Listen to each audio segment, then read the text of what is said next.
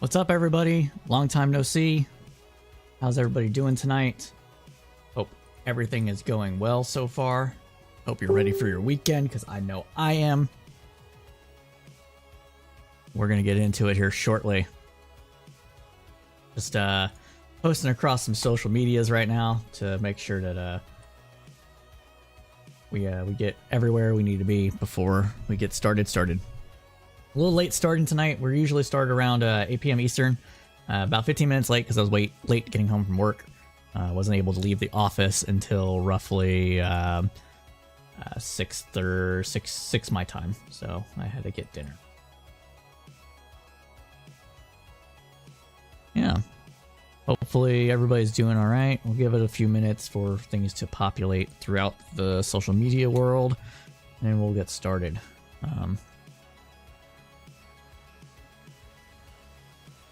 See what's going on here. Yeah. See, you stop streaming for like 2 weeks, and people just were like, well, I guess they quit.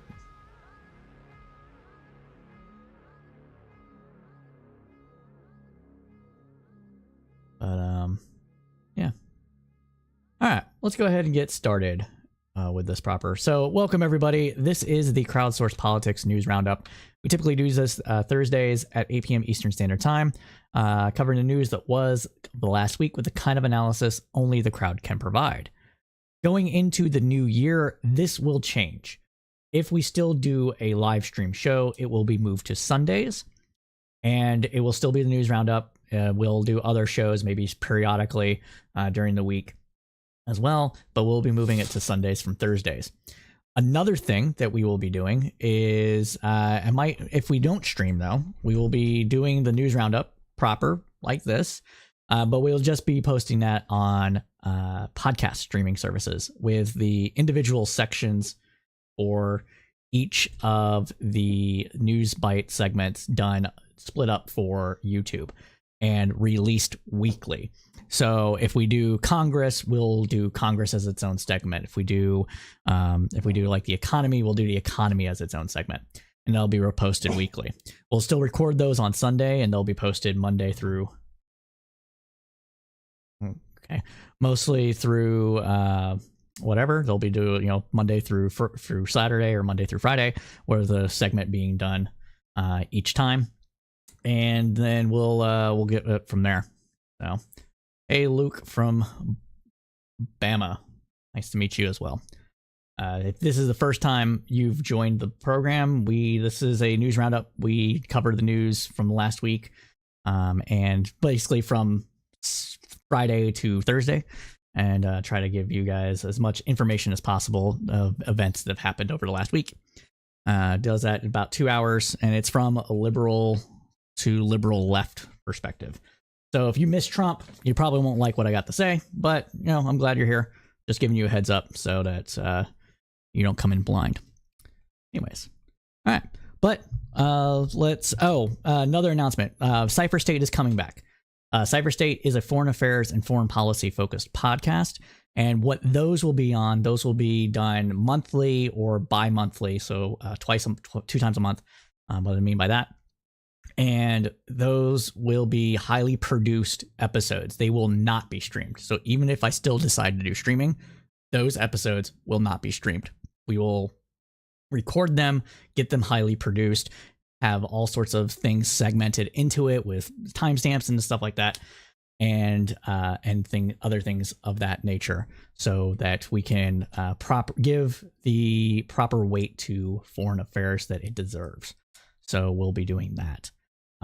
Luke from Bama, I think I did, but I'm not good with acronyms. The University of, I don't know what UNLV means. I heard about a shooting, but I don't remember if that was the one that happened recently. If it happened today or yesterday, I did not hear about it. If this is the one that happened over the weekend, then I did.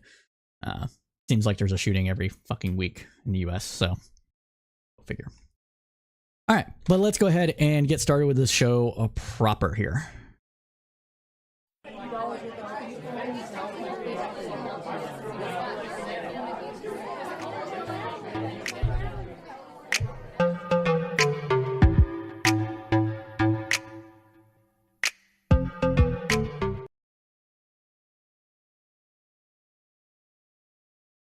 All right, welcome everybody. This is the Crowdsourced Politics News Roundup. I'm the host and moderator of the Crowdsourced Politics podcast, Cypher, aka Anthony. And today we're covering a lot of news coming out of Congress, both from the House and Senate, as well as some information from the Biden administration, SCOTUS, and the economy. So let's go ahead and get started right into it. Now, it's deja vu funding the government. George Santos is over. McCarthy's news darkens the House majority. The Senate is fighting over everything except military promotions. Revenge politics stays in the forefront. There was a lot of antagonism and not much more. In the last Republican debate of the year, there's strange phenomena happening in the economy, and this is just some of tonight's news coverage. So let's go ahead and jump into it. First up, with the House of Representatives and talking about spending bills. So when the House came back from Thanksgiving break, the Republican conference immediately buckled down to get appropriation bills passed to fund the government. If that sarcasm wasn't thick enough, should be that we are kidding here. They came back from Thanksgiving break and immediately focused on everything but the looming need to fund the government. In other words, it's deja vu all over again. The federal government is currently operating on a temporary continuing resolution, or CR, holding funding steady at last year's levels. The money will begin to run out next month, and without further action by Congress, the federal government will enter a partial shutdown. The stopgap CR currently in place begins to run out on January 19th, including services for veterans including services for veterans, transportation, and housing, with all other funding expiring by February 2nd. Republican infighting has prevented House lawmakers from advancing conservative spending bills to the Senate. Fox News reported that Ken Buck, a prominent member of the House Freedom Caucus, predicted that his conference will actually end up swallowing a massive omnibus spending bill to fund the government in fiscal year of 2024. Colorado Republican Buck, who announced last week that he will not seek re-election, said the House GOP will probably fall short of its goal to pass 12 individual appropriations bills to fund the government. Quote, "I don't think that we have the votes in the House to either adopt conservative policies because the moderates will vote against it, or the spending levels that the moderates want because the conservatives will vote against it," Buck told Fox News Digital. This means that the conference is split between the hardliners, there's about 20 or to 40 or so people in the House, and the rest of the GOP conservative conference, which means that most likely, we'll see House Republicans once again work with Democrats and accept the bill that Biden negotiated with Kevin McCarthy. All the hubbubaloo of getting, Speaker Johnson the gavel and ousting McCarthy and all this other stuff might be for naught. Now, their initial strategy was to achieve the most conservative starting position possible ahead of negotiations with Senate Democrats. But the House GOP continues to struggle to unify behind its five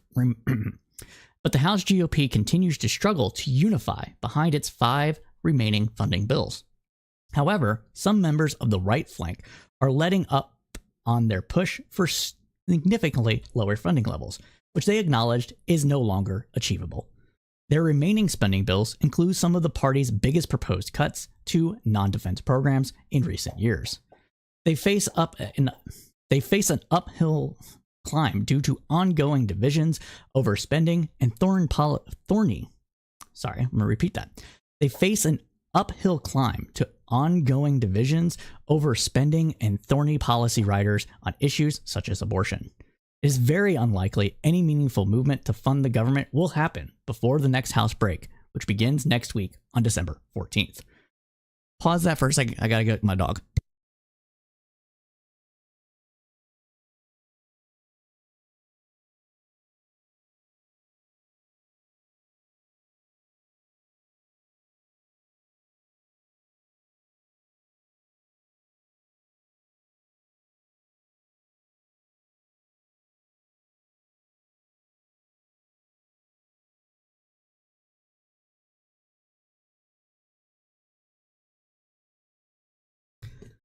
But there are other things, continuing on. There are other things that the House GOP has wanting to do, but might not get through in the Senate. And some of that is funding for Israel and Ukraine. And there's, of course, more infighting that happens around it. So what else is there to do? Now, for his part, House Speaker Mike Johnson told fellow Republicans this week that sweeping changes to U.S. border policy would be their hill to die on, according to reporting from Reuters. The negotiations are tense as Congress considers President Joe Biden's $110 billion package for the wars in Ukraine and Israel, as well as other security needs. Johnson delivered the hardline message on Tuesday morning ahead of a classified briefing from the Biden administration. Democrats have dismissed the Republican border proposal as attempts to return to the draconian policies of former President Donald Trump. Biden is pushing a reluctant Congress to approve military, economic, and humanitarian aid packages. But the injection of border security into those negotiations has made progress very difficult. Quote, "The battle is for the border," Johnson said at a news conference. Continuing on, he stated, quote, "We do that first as a top priority and will take care of those other obligations." Conservatives are pressing for the provision in H.R. 2, a bill they passed in May that would restart construction of walls along the southern border and make it drastically more difficult for migrants to claim asylum in the United States. House Speaker Mike Johnson said in a letter released on Tuesday, quote, "I reiterate that President Biden must satisfy congressional oversight inquiries about the administration's failure thus far to present clearly defined objectives and its failure to provide essential weapons for Ukraine on a timely basis. With regard to the U.S. border, the need to regain operational control has never been more urgent, and the American people deserve immediate action." The Hill this week quoted Californian Democratic Representative Juan Vargas as saying, quote, "I'm 100% in favor of Ukraine aid, but if they try to tie some of these border proposals that they have, I'd vote no. And I think the whole bunch of us would vote no," he said. Biden had proposed almost $14 billion for border security as part of the $106 billion supplemental spending proposal. But Biden's border strategy focuses on providing more funding for existing programs, including Border Patrol, immigration judges, and asylum officers to accelerate claims. And this is important, right? So a lot of the issues that we're seeing happen when it comes to the border and when it comes to enforcement and doing claims and that like is really because of the amount of people that are seeking asylum, as well as the lack of judges in the immigration system in general. And this has been a long-standing issue for almost a decade now, actually. It's been a really long time. And Republicans pretty much don't want to see money spent on things that would expedite processes because they don't want to have an easier time to apply for various ways of immigration, whether it's asylum or other legal means. They want it to take a long time.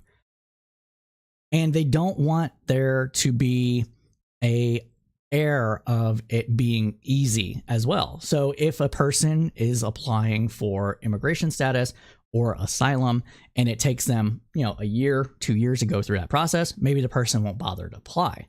If it takes them 6 months, well, hey, that's better for the system overall. But if more people apply, and that means people are quicker to get in or out, but in is where they're primarily focused on, then that is more people coming through the system, and they don't want that.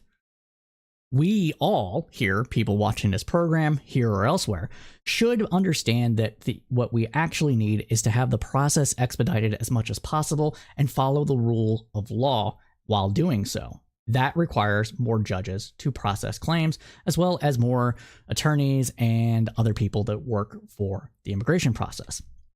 If we had a smoother transition, either for letting people in or eventually not letting them in, then the pressure that exists on the border right now would greatly diminish.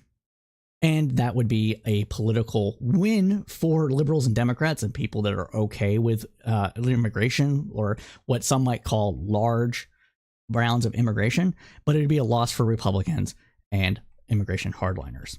So that's why we don't have these things. Republicans torpedoed the comprehensive immigration reform packages both in 2006 or 7, I don't recall the exact year, and 2012. In both instances, there was a gang of 8 or 12 senators that were coming together to pass a comprehensive immigration bill, and it was made up of 4 or 6, respectively, Republicans and Democrats working together to try to get something passed. And each time, Republicans in that group of people eventually bailed out. This particularly is why I lost a lot of respect for Marco Rubio. He was one of the people in 2012 that was working on comprehensive immigration reform, and he ended up backing out, and that made me lose respect for him. So that's where we're at. Continuing on, though. Now, Republicans are demanding substantive changes to immigration law aimed at reducing the rights of migrants to enter the United States at all, as we were saying. Quote, "We can't lose our values in this thing," said New York Greg Meeks, who is the senior Democrat on the Foreign Affairs Committee. Continuing on, he stated, quote, "We think that we need to deal with certain things on the border. We can work together to get certain things done, but not the draconian moves, a lack of human rights, etc., that the Republicans want to put forward in H.R. 2. That is a red line."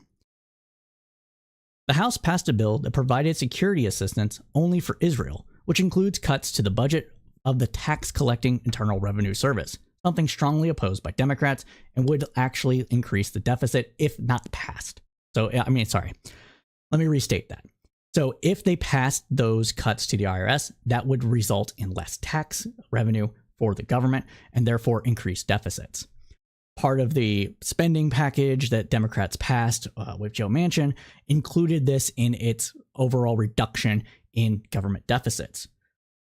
So if they care about deficits, maybe they should want to go after tax cheats. But we all know that what they care about is spending on certain things, not the amount of money that is being spent.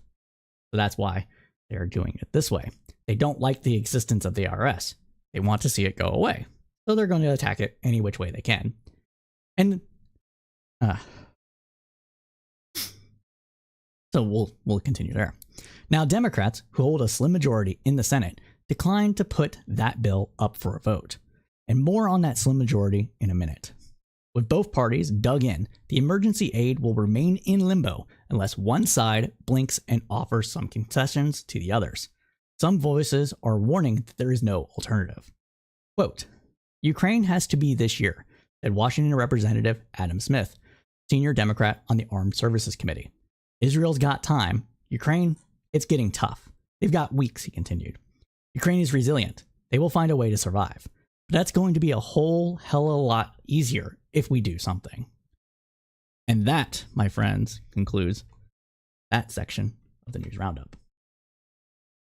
Hey, maybe it isn't me. It has been a while. I've been MIA because I was involved in a car accident, and that's why I wasn't streaming last week, and the week before was Thanksgiving. So yeah, my car is basically totaled. Well, it probably is totaled. I'm still waiting on the insurance to get back to me, but we'll see.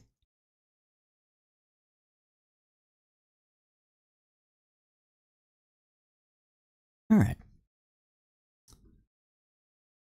Let's continue on though.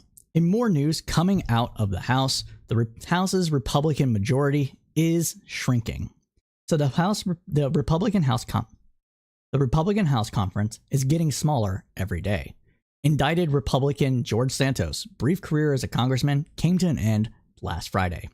His fellow lawmakers voted to expel him over criminal corruption charges and accusations of misspending campaign money. Representative Max Miller, Republican of Ohio, said in a Dear Colleague letter on the day of the vote that he learned earlier this year that Santos' campaign, quote, had charged my personal credit card and the personal card of my mother for contribution amounts that exceed FEC limits. Neither my mother nor I approved of these charges or were even aware of them. The House ultimately voted 311 to 114 to immediately remove the controversial freshman lawmaker, above the 2/3 majority required to oust on one of its own. The New York congressman was the first to be kicked out without having fought for the Confederacy or being convicted of a crime. Following the vote, there was scattered applause in the House chamber. As Santos walked out of the Capitol, surrounded by journalists, he said, quote, "You know what? As unofficial already long... You know what? As unofficially already no longer a member of Congress, I no longer have to answer a single question from you guys. To hell with this place," he said. Later on Friday, a Capitol worker could be seen changing the lock for Santos' former office, and the sign on the door bearing his name was taken down. Santos' time in office lasted nearly 11 months, about halfway through his 2-year term. New York Governor Kathy Hochul on Tuesday set February 13th as the date for the special election to fill his seat. As of today, 20 candidates are vying for the seat. Local parties are expected to choose their candidates instead of holding a runoff. Political headwinds are trending in Democrats' direction in that district as well. President Biden carried the district by roughly 8 percentage points in 2020, and the Crook Political Report rates the area as Republican toss-up for 2024. With the expulsion of Santos, the Republican majority in the House dropped to a 3-seat margin. Yesterday, former Speaker Kevin McCarthy announced that he will be resigning from the House at the end of the year as well. McCarthy's decision brings the Republican majority to just 2, and his seat could remain vacant until at least May of 2024 and possibly until January of 2025. Tomorrow is California's deadline for candidates to file. Oh man, that's just amazing. Like, McCarthy did that specifically to fuck his former colleagues. He's like, "Oh, you're not gonna let me keep my speakership because of your fuck games? Well, fuck you." That's exactly what McCarthy just did. And chef's kiss. You love to see it. Maybe spite-driven politics that tends to be the motivating thing of a lot of Republicans will just push McCarthy just a little bit to go after some of the more MAGA hardliners that used to be his allies. One can hope. Please, McCarthy, do the Lord's work. Work against these hooligans. But let's continue on.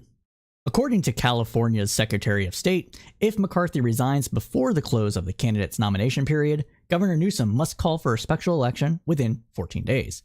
If McCarthy leaves office after the nomination deadline, Newsom can exercise discretion, meaning he can choose whether to call for a special election. If Newsom does not, the seat would be vacant until the end of McCarthy's term in office. And finally, Ohio Representative Bill Johnson announced that he is leaving Congress to lead Youngstown State University. He's set to depart in early 2024. With his departure, the Republican majority will dwindle to just 1 vote. Oh man. Wow. Can I just say how, like, this is bad. This is pretty bad. Like, this can be really bad for the country it could be really bad because with Republicans still having the majority, they don't have to work with Democrats on like anything, and they don't have to bring bills to the floor, and they can just take government and grind it to a halt should they choose. But going into an election year, going into 2024, refusing to fund the government in a general election year, causing the economy to possibly tank because the government stops spending money, and that causes economic activity to dwindle a bit, would be amazing for Democrats. And that is probably why we're going to, no, that's not probably why. That is why we will see some of these omnibus bills still pass from the House in the coming months. Because if they don't do it, their political ambitions are toast.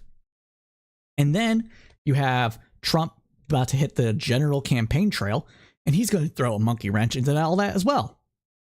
You love to see it. You love to see it. Finally, though, left-leaning outlet Raw Story reports that these departures could potentially put the gavel in the hands of House Minority Leader Hakeem Jeffries. Little bit of wishful thinking, but let's hear him out.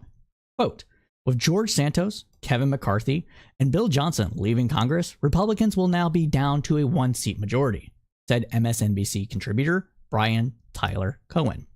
Continuing on, he stated, quote, Hakeem Jeffries could become a speaker solely because of Republicans' own dysfunction. And there's a small possibility of that happening. I don't think it's going to, especially in an election year, but if it does, we'll be sure to report it on the News Roundup, either here or in a segment. But with that, that concludes this segment of the News Roundup. Wow. Maybe it isn't me. Yeah, man, it's okay about my car. I got distracted and rear-ended somebody. Luckily, no one was injured. Their car was completely okay. Like, well, not completely, but like their bumper got loose and something like a bar fell out of it. What are the looks of it, or was like kind of leaning down, but their car was still operable. Their bumper wasn't dented like at all. So I'm sure that they're fine.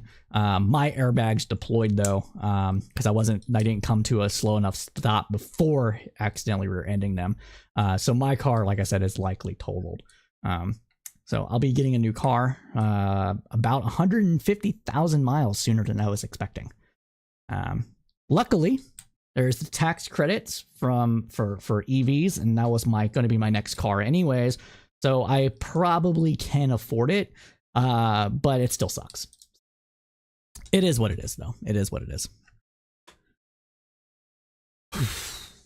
I'm out of breath for some reason. Probably talking too fast.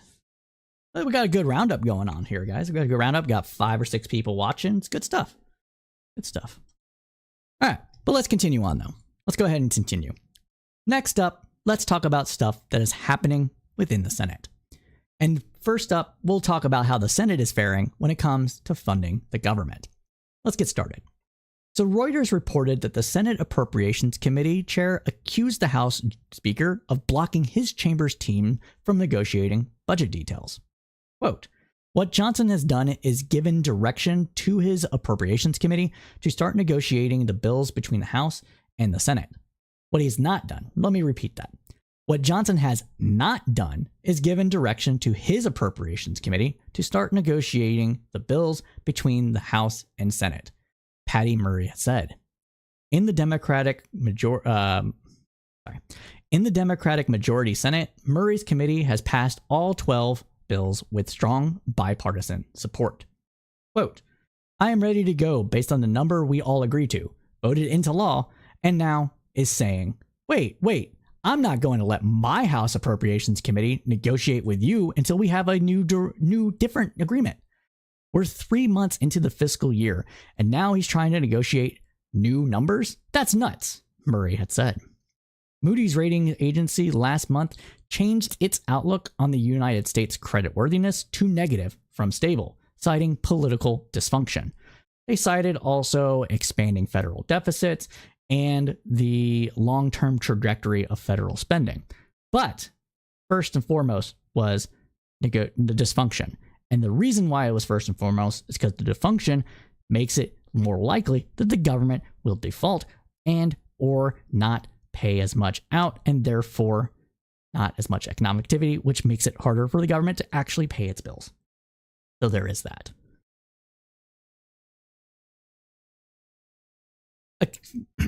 A senior Republican member of the House Appropriations Committee said that there could be agreement this week between House and Senate leaders on a top-line spending number.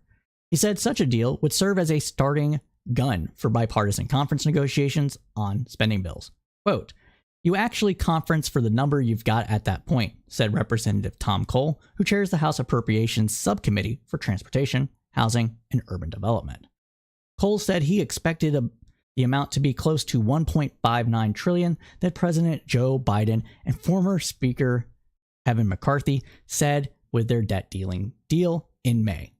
So, as we reported previously, it looks like that they're going to be accepting the deal that McCarthy ultimately negotiated anyways. So again, all that hemming and hawing, all that all that bluster, all the things that led to McCarthy's ouster, they're not going to get. And with a one-person majority, the likelihood of that happening is actually very much increased. But there's more talk in the Senate about funding. And of course, there's talk about Ukraine and Israel amid a fight about the southern border within the Senate as well. So let's get into that. Now, Reuters and Bloomberg reported... Let's get into that. Reuters and Bloomberg reported that legislation that would provide billions of dollars in new security assistance for Ukraine and Israel was blocked in the Senate just yesterday. Republicans pressed their demands for tougher measures to control immigration at the U.S. border with Mexico. The vote was 49 in favor to 51 against, meaning the $110.5 billion measure did not obtain the 60 votes needed in the 100-member Senate to pave the way to start debate. The vote was along party lines, with every Senate Republican voting no, along with Senator Bernie Sanders. Sanders is an independent who generally votes with Democrats, but has expressed concerns about funding Israel's, quote, current inhumane military strategy against Palestinians. And that concern is valid. It's valid. We won't talk about more about that tonight, but that's what we'll say there. For his part, Senator Majority Leader Chuck Schumer also voted no so that he could introduce a motion to reconsider the measure later. After the vote, Democratic Schumer said that it was a, quote, serious moment that will have lasting consequences for the 51st. All right. Well, let's restate that. After the vote, Democrat Schumer said it was, quote, a serious moment that will have lasting consequences for the 21st century, risking the decline of Western democracy. Republicans said that it was essential to make their case for tighter immigration policies and control at the southern border. Quote, today's vote is what it takes for the Democratic leader to recognize that Senate Republicans mean what we say. Then let's vote. And then let's finally start meeting America's national security priorities, including right here at home, Senator Minority Leader Mitch McConnell said in a floor speech earlier on Wednesday. Democrats argued that the aid for allies is essential to support global democracy and ward off autocracy. Quote, make no mistake, today's vote is going to be long remembered. History is going to be judged harshly. We can't let Putin win, President Biden said in remarks at the White House. A group of Senate Democrats called a press conference to argue that blocking the bill would send a message to both U.S. adversaries and allies that the United States does not stand with its international partners. Biden accused Republicans of, quote, playing chicken with our national security. And there's reason that this is true as well. It was a message intended to heighten the urgency around U.S. support, which could run out in the coming months and leave Ukraine without crucial munitions to repel Russian forces. The U.S. infighting may fan fears in Europe and Asia capitals looking to U.S. leadership and support amid more aggressive Russian and Chinese actions. China has been saber-rattling in the South China Sea, Russia is involved, of course, in Ukraine, but also Moldova, Georgia, and other places. And so the concern here is very warranted.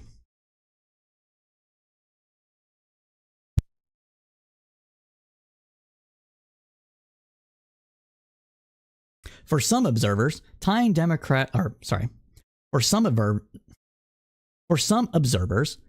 domestic political demands to a pressing foreign policy priority sets a disturbing precedent. This is especially important when the U.S. is ostensibly supporting a democracy against an aggressor that seeks to undermine American influence. Quote, "There will be a sense of shock across the world for anyone that relies on U.S. security guarantees. Tokyo, Seoul, Canberra, let alone Taipei, that you just can't rely on these Americans because they're not serious," said Max Bergam, a Russian expert at the Center for Strategic and International Studies in Washington and a former U.S. official. Senator Lindsey Graham, for his part, who has been a vocal proponent of funding for Ukraine, appears to have changed his tune, saying on Tuesday, quote, "If you want to get a deal to help Ukraine, you've got to help America. We will not have a deal to help another country until we secure our border." Flip-flopping Lindsey Graham. Our boy just can't catch a break. What do people have on him, I wonder? Either way, though, let's talk a little bit about the U.S. border here. So, as we said previously on this program, the U.S. border does have issues. There has been a surge of immigration from the U.S. border since the Remain in Mexico policy was established and ended. COVID kept a lot of pent-up demand at the southern border. Yes, that's a thing too. People that would want to flee their home country, fearing the spread of disease and dying while in transit, likely didn't leave until they were no longer afraid of COVID. And then, of course, there's the lies that coyotes tell there would be human trafficked victims and others on how to get across the border and what might be awaiting them therein. So there is a problem with the U.S. border. But the U.S. border's problem can be mostly solved by expediting the process for hearing asylum cases, as well as other immigration concerns. We have interviewed several immigration lawyers on this program, and regardless of their political leanings, they all agree that the U.S. needs to spend more money on the legal system surrounding immigration. Some people that we've talked to on this program have said that we do need to have tougher border enforcement. We need to have some walls that might funnel people into certain points of entry into the United States. Some have said that we should allow people to apply for asylum in second countries. You can apply for asylum if you are a person seeking asylum and you're from Venezuela and you go to Brazil, you can apply for asylum in Brazil, for instance. Or if you're from Guatemala and you enter Mexico, you can apply for asylum while in Mexico and wait there for your asylum process to be heard. But another thing that most of the immigration lawyers that we have talked to agree on is the need for a more robust and easier to navigate temporary work visa program. The United States has a huge demand. It's one of the things that pulling people towards this country. Most of it's push that we can't control, but a lot of it, there's some pull. And one of those things is the opportunities that the United States still offers people around the world. Simply moving to the United States as a single person and being able to find a job that you can sustain yourself and then have a little bit of money left over can help your family in your home country. And we have a very large need for labor. If you are a person that thinks that we shouldn't let anybody into the United States, regardless of our need for labor, and that you believe that it would suppress the wages of other people, fine, I understand. I don't agree with you, but I'm not going to convince you of that. But if you're a person that is maybe a little bit more bendable on that issue, and you're like, well, yeah, of course the United States needs labor. We have different jobs that Americans don't do, or even if every American is employed, we're still going to need people to do certain jobs, and we should allow people to come into the United States to do those jobs. Then you should be wanting comprehensive immigration reform that addresses that particular need. So, one of the things that we know about from this is the fact that what is it?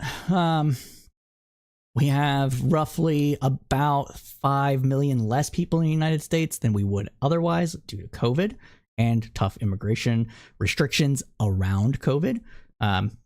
Pretty much extrajudicial rules that were only exist because of emergency declaration.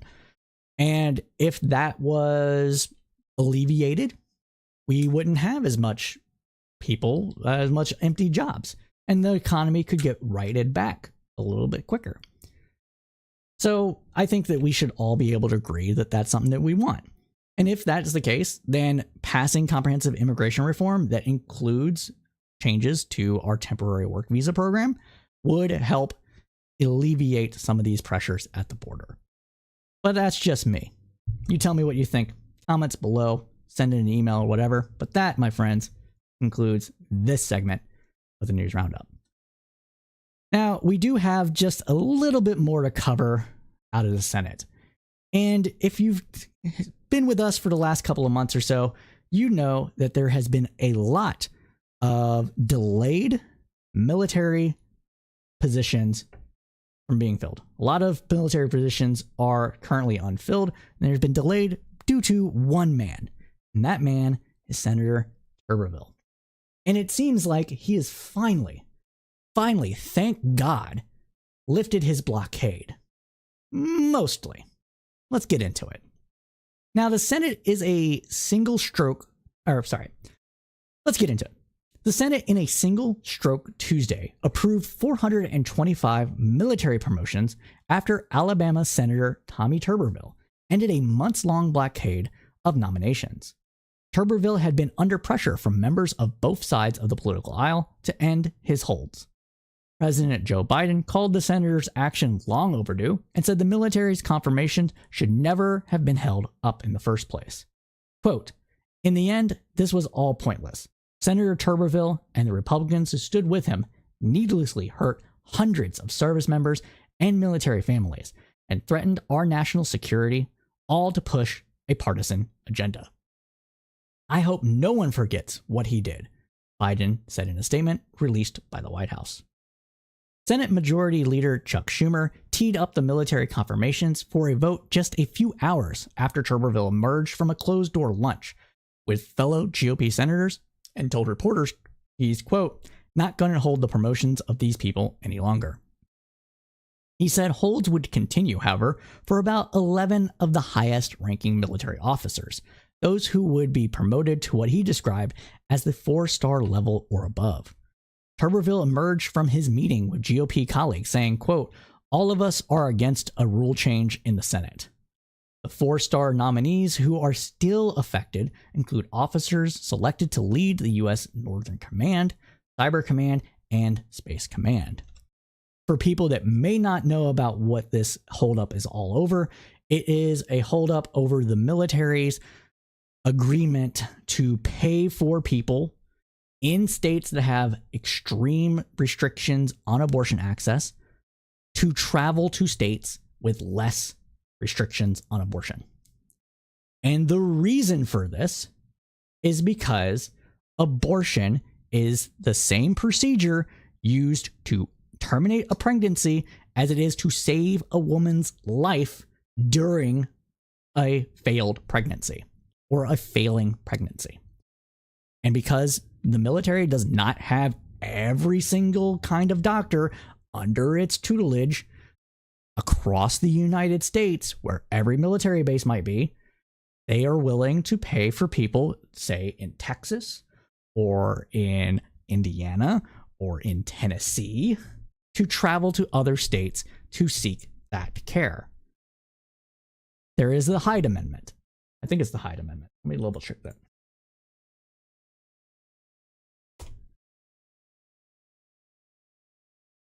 Yeah. So there's the Hyde Amendment, which restricts government from paying for abortions, except in instances where there is the life of the mother is at risk, carrying the pregnancy to term or to vacate, whatever the case may be. And that's why the military was paying for these procedures, because it would still follow the Hyde Amendment. But Tuberville doesn't buy that. And so he held up the military promotions, vacancies, whatever the case may be, held him up because he did not like the agenda that the White House was doing that was encouraging women to go seek abortions if they were members of the military. That is what this was all about. And it was frankly fucking bullshit. Full stop. There was nothing about that needed to happen. None of it.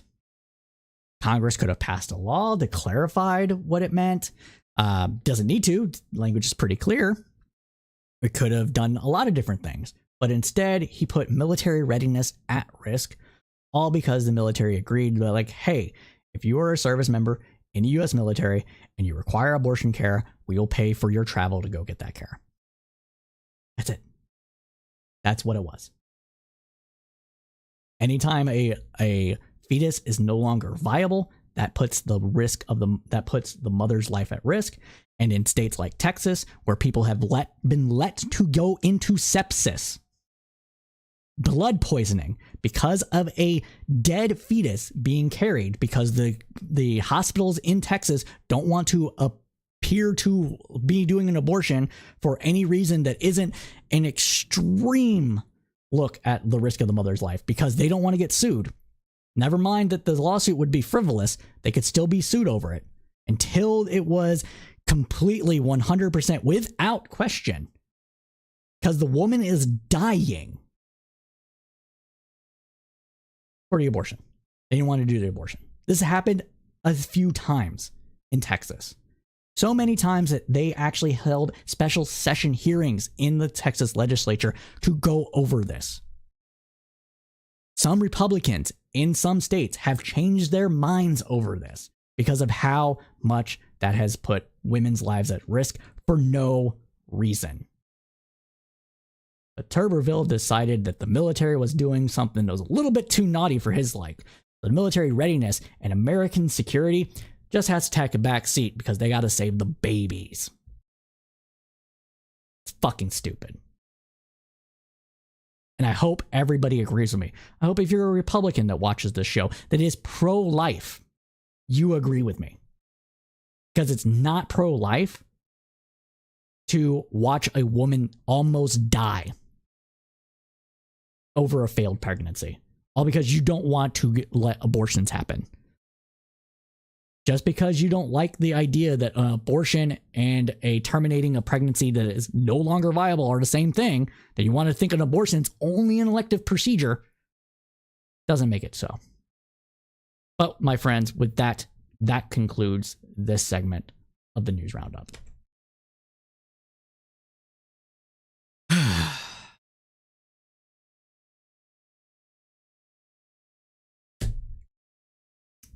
All right.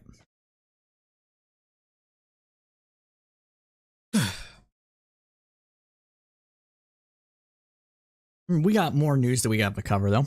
I have a lot more news. We usually do this for about 2 hours, so we're gonna keep right on plugging along here. All right. So let's get into it. Let's get into some information coming out of the Biden administration, and most of this is dealing with. Let me double check. Yeah, dealing with what is happening in Israel tangentially or directly. So let's talk about it. Time magazine reports that the U.S. Department of State is set to implement travel bans on Israeli settlers who are implicated in attacks on Palestinians in the West and the occupied West Bank. The move was announced by Secretary of State Anthony Blinken Tuesday as part of efforts to establish stability in the Palestinian territory. Extremist settler violence is rampant in that area and has worsened as a consequence of the Israeli-Hamas conflict. Quote, today the State Department is implementing a new visa restriction policy targeting individuals believed to have been involved in undermining peace, security, or stability in the West Bank, including through committing acts of violence or taking other actions that unduly restrict civilians' access to essential services and basic necessities, Blinken said. Blinken called on both Israelis' leadership and the Palestinian Authority to share responsibility for upholding stability in the West Bank and curbing attacks on both sides. The statement did not outline the details of any individual visa bans or how many would be implemented. The U.S. has been wavering Sorry. The U.S. has been wavering in its support of Israel since October 7th attack saw 1,200 people killed by Hamas and over 240 people taken hostage. The Biden administration has dismissed global calls for... Okay, let me change that because that was a mistake. The U.S. has been unwavering in its support...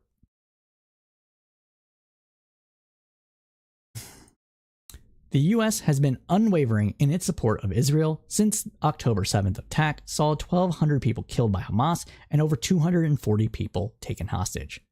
The Biden administration has dismissed global calls for a ceasefire, instead pushing for a humanitarian pause in the fighting, and insisted on Israel's right to self-defense. The IDF continues to carry out bombardments on the Gaza Strip that has killed at least 15,900 people, according to Reuters, and displaced 1.9 million people. In the West Bank, which is under the administrative control of the Palestinian Authority and the security control of Israel, instances of violent acts against Palestinian citizens are on the rise. In the first half of 2023, before the Israeli-Hamas conflict, and this has to be emphasized, before the conflict began, a conflict always has a starting point. Anytime that the Palestinians and Israelis fight, or anytime there is protest, anytime there is a death, anytime there is an attack, there's usually a preceding event. And when it comes to this attack, even though it was planned for years, it has likely been spurred on by some of these instances. There had been 591 attacks carried out by settlers in the West Bank. That means people that either got subsidized to go to the West Bank, either through private or government subsidies, attacked Palestinians in the West Bank. The West Bank is not supposed to have settlements being built in those areas. And yet here we have more settlements being built. And 591 attacks on Palestinians by Jewish settlers. Jewish settlers. Not Israeli, because this is people from the Jewish diaspora that is going to Israel specifically to go into the West Bank. You have to acknowledge these things. It is not anti-Semitic to point this out. Just saying.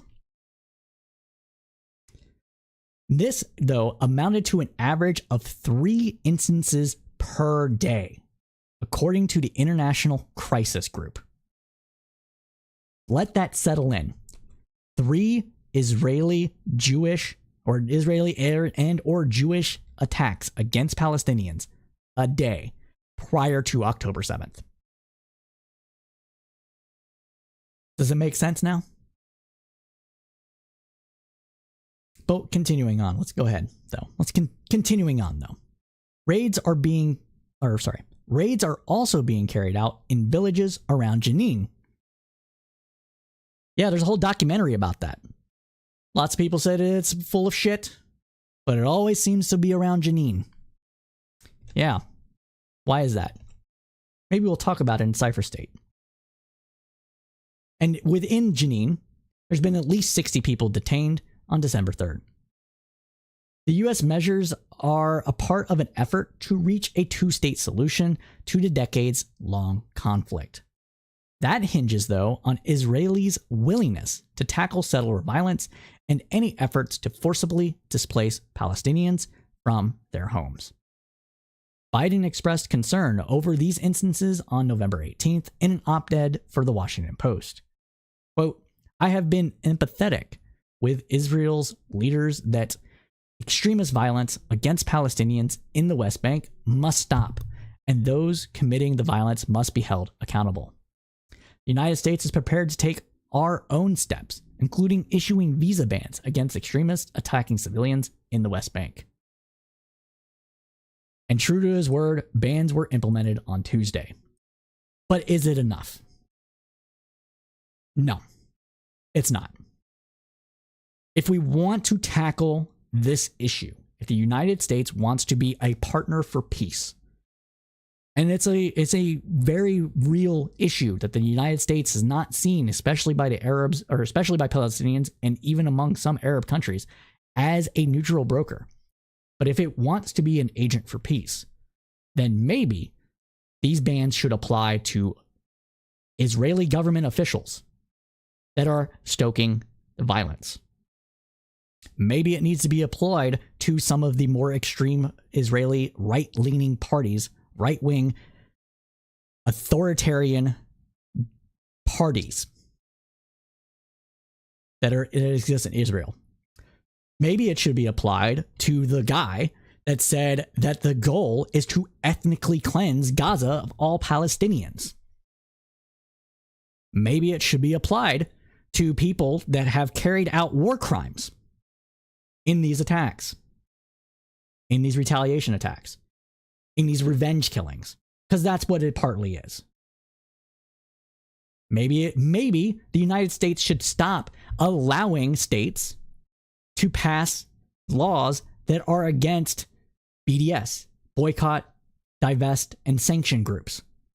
Never mind the fact that BDS, anti-BDS laws, are unconstitutional.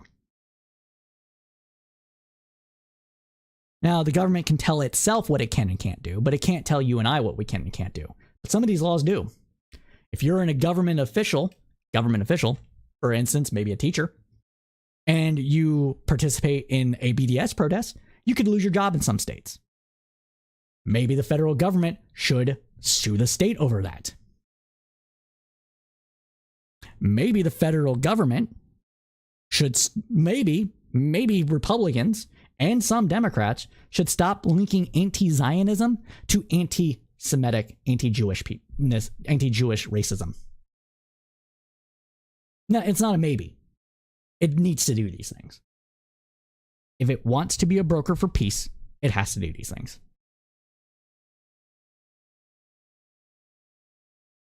It can't just be a one-sided issue where we condemn anti-Semitism and not anti-Arab sentiment,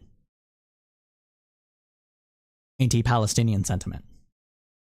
We can't be just, we put these people on the terrorist list and not this other group just because they're closer to the Israeli government.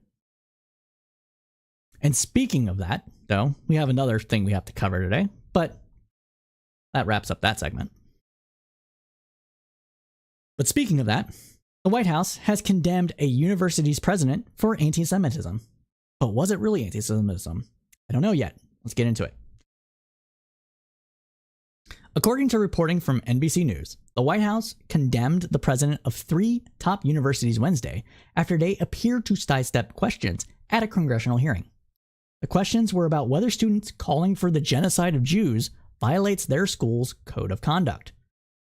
This is a big yikesy. White House spokesman Andrew Bates said in a statement Wednesday, quote, "It's unbelievable that this needs to be said. Calls for genocide are monstrous and antithetical to everything we represent as a country. Any statement that advocated for the systemic murder of Jews are dangerous and revolting, and we should all stand firmly against them on the side of humanities, or on the side of human dignity and the most basic values that unite us as Americans."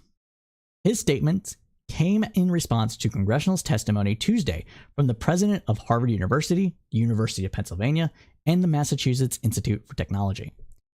At a House Education and the Workforce Committee hearing about anti-Semitism on college campuses, they said there has been a sharp rise in anti-Jewish and anti-Muslim incidents at their campuses since Hamas attacked Israel on October 7th. They condemned anti-Semitism and Islamophobia broadly and said they were taking steps to address the issue. Representative Elsie Stefanik, Republican of New York and chairwoman of the House GOP conference, asked the 3 whether a student calling for the genocide of Jews would violate student codes of conduct at their schools. The university presidents repeatedly deflected the question. Repeatedly deflected the question. There might be some explanation to this, but let's continue on with it. Harvard's Claudine Gay said in her testimony that, quote, "It depends on the context in determining whether a calling for genocide of the Jewish people violates Harvard's code of conduct. Yikesy. That's yikes. Anti-Semitic rhetoric, quote, anti-Semitic rhetoric, quote, anti-Semitic rhetoric when it crosses into conduct amounts to bullying, harassment, and intimidation. That is actionable conduct, and we do take that action, Gay said. Now, this is the free speech absolutism stuff happening. Harvard is pretty big on free speech. And so, you know, people saying gas them or whatever, I'm going to get banned, aren't I? But people are calling for violence against a group of people and not a specific person is permissible under free speech laws in the United States. So if we want to actually hold people accountable for these things, maybe we need to change that. Maybe that shouldn't be considered free speech. That's where things get dicey. I personally think that this language is heinous and it should not be tolerated, but I understand where Harvard's position is, because that is the position of the United States government when it comes to free speech. And Harvard wants to be able to conduct itself in a similar fashion. I get it. Stefanik asked University of Pennsylvania's Elizabeth McGill whether a student calling for the genocide of Jews violates Penn's rules when it comes to bullying and harassment. McGill said, quote, if the speech becomes conduct, it can be harassment. It is context-dependent decision, McGill said when she was repeatedly pressed to clarify her statement, her testimony. So again, similar thing. If it's somebody saying, you know, from the river to the sea, is that genocide talk? Maybe. Is it free speech? Yes. Is that calling for the extermination of Jews? No. If somebody says, gas them all, that would be considered hate speech. It is also free speech. And in these schools, which is probably honestly why these particular schools were called to hearing, you know what? It was why they were called. That's it. They knew what their answers would be, and it's going to make it look like liberal professors are against Jews and blah, blah, blah, blah, blah. Right? So, there you go. Great. We have more fucking bullshit coming out from this. Okay. Got it. Cool. But that's why we have these things. Continuing on now. Stefanik asked Sally Kornbluth, president of MIT, whether calling for the genocide of Jews constitutes bullying or harassment. Quote, I have not heard calling for the genocide for Jews on our campus, Kornbluth said. Asked whether or not it would violate MIT's code of conduct of rules, she said, quote, that would be investigated as harassment if pervasive and severe. Gay said in a new statement Wednesday on Harvard's University's X account that some, quote, have confused a right to free expression with the idea that Harvard will condone calls for violence against Jewish students. Let me be clear. Calls for violence or genocide against the Jewish community or any religious or ethnic group are vile. They have no place at Harvard, and those who threaten our Jewish students will be held accountable. And those who threaten our Jewish students will be held accountable. For emphasis. The university's leaders made their testimony amid raising national levels of anti-Semitism at American colleges and universities, Gay added. Quote, yep, so there we go. So, again, they're vile, have no place at Harvard, so she's condemning them. But again, if they threaten Jewish students on campus or become an actionable item, will they be held to account? That's the case. Continuing on, though, a recent poll released by the Anti-Defamation League and the Jewish outreach organization Hili International found that 73% of Jewish college students and 44% of non-Jewish college students experienced or saw anti-Semitism incidents since the beginning of the 2023-2024 school year, from anti-Semitic vandalism to threats of physical violence. I'm just going to reread that. I'm sorry. A recent poll released by the Anti-Defamation League and the Jewish outreach organization Hillel International found that 73% of Jewish college students and 44% of non-Jewish students experienced or saw anti-Semitic incidences since the beginning of the 2023-2024 school year, from anti-Semitic vandalism to threats of physical violence. So if my position's not clear on this, anti-Semitism is bad, calling for the extermination of any people is bad, calling for the attack of particular Jewish people is bad. All of this is bad. It doesn't necessarily rise to the level of illegality, and it doesn't necessarily constitute harassment per se. Hence the Harvard, these schools' answers to those questions. Should it be tolerated? Absolutely not. If I had a magic wand to wave and change these schools' rules, all bigoted statements such as these would be in a reason to expel a person from campus. It's not, because the campuses want to foster free speech. And in the United States, this is considered free speech.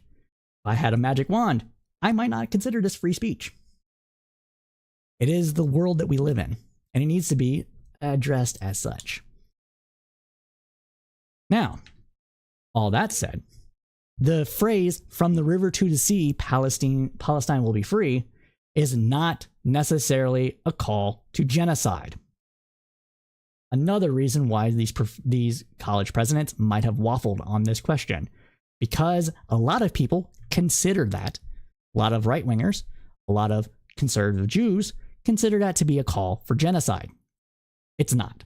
Well, it's not when it's said by a liberal American. Let me be clear about that. It is mostly when a typical liberal know-nothing person that has no knowledge of where that phrase comes from or anything else, that has only existed in the United States and only seen this in TikTok or Facebook or something over the last 30 years, isn't going to see that and be like, yes, that means to ethnically cleanse Israel of Jewish people. They're not going to think that way. They're going to think of liberation, of what happened in South Africa, for example, because that's what it's transformed into among people in the West. That is how it is marketed by Muslim groups in the West, because that makes sense. Okay? Now, when a member of Hamas says that, a member of a terrorist organization says that, it means wipe them out. Get them out of Israel. Get them out of Palestine. It means get rid of them. So, that's why I don't suggest you use it. Because people that are evil will hide behind the fact that you are not using it in the way that they are using it. Everybody's saying the same thing. So I don't say that. I don't use that phrase. We won't use that phrase on this program. You won't see me use that phrase online.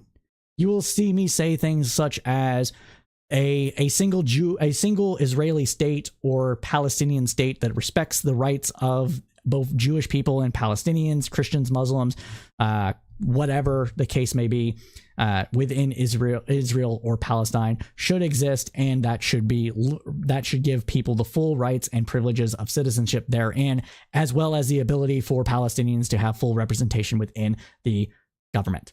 Stuff like that. Yeah, it's a mouthful, but it has to be said. Maybe you'll see me say two-state solution or something like that, but I won't be saying that phrase. And you shouldn't either, because of the muddied waters that they exist in. Purposefully so. Purposefully so. So that's what it is. But that, my friends, concludes this segment of the News Roundup. Jeez, got so much stuff to cover. We're going to go late today. Oh, back popping. All right. Republican debate. Oh my God. All right. Whew, getting a little hot. All right. Well, everybody, if you're just joining us, welcome. This is the Crowdsourced Politics News Roundup. We typically do this on Thursdays at 8 p.m. Eastern Standard Time, covering the news that was of the last week with the kind of analysis only the crowd can provide. If you like what you're hearing so far and you're watching this on YouTube, please hit that like button for the algorithms. It really does help us out. If there's anything you want to see us cover on the News Roundup, there are numerous ways you can get a hold of me. First up, you can get me on Discord. That is easy to find above or below, depending on where you're watching this. And it's the easiest way to contact me is via Discord at CSP Cypher on Discord. Just DM me. I usually accept DMs. If you're a bot or whatever, fine, I don't care. I can weed you out pretty easily. But if you want to see us cover something, you want to be on the show, you want to talk to me, you want to debate me, or what have you, that is honestly the easiest way to get hold of me. Now, I still kind of use Twitter. Not really actively all that much, but if you do use Twitter, and that is your easiest way to reach out, you can still find me at Crowdsourced Poll on Twitter or X or whatever the fuck we're calling it, while Elon Musk makes it worse than it was and it's ever been, as far as stuff like that. Twitter's always been a dumpster fire, don't get me wrong. It's just worse now with people paying to propagandize a lot easier. So there's that. And we're still looking for video editing. Even if this show ends up not being a full-on stream anymore, we're still looking for a video editor, and I am willing to pay you to do so. By willing, I mean I will pay you. I will insist you take my money. You can ask people to have edited for me before. I insisted on it.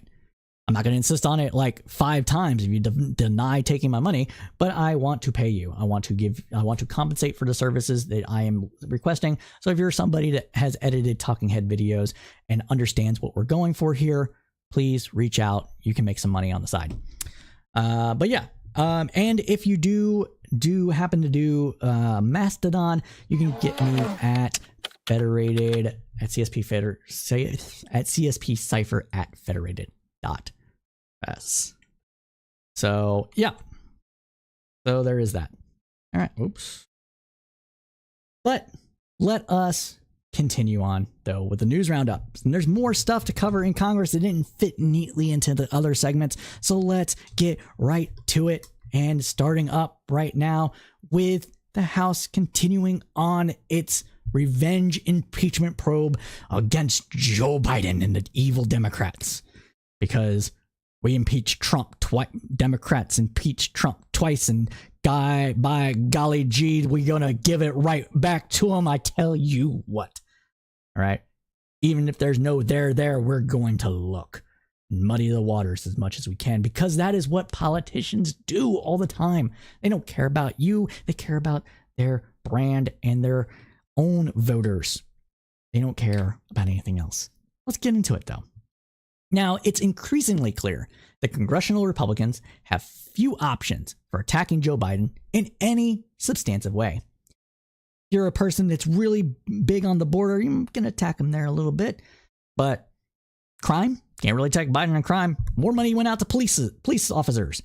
The economy, there's some muddied waters there a little bit, but the economy's doing okay. We'll get into that later in the newscast, but can't really attack him on that either.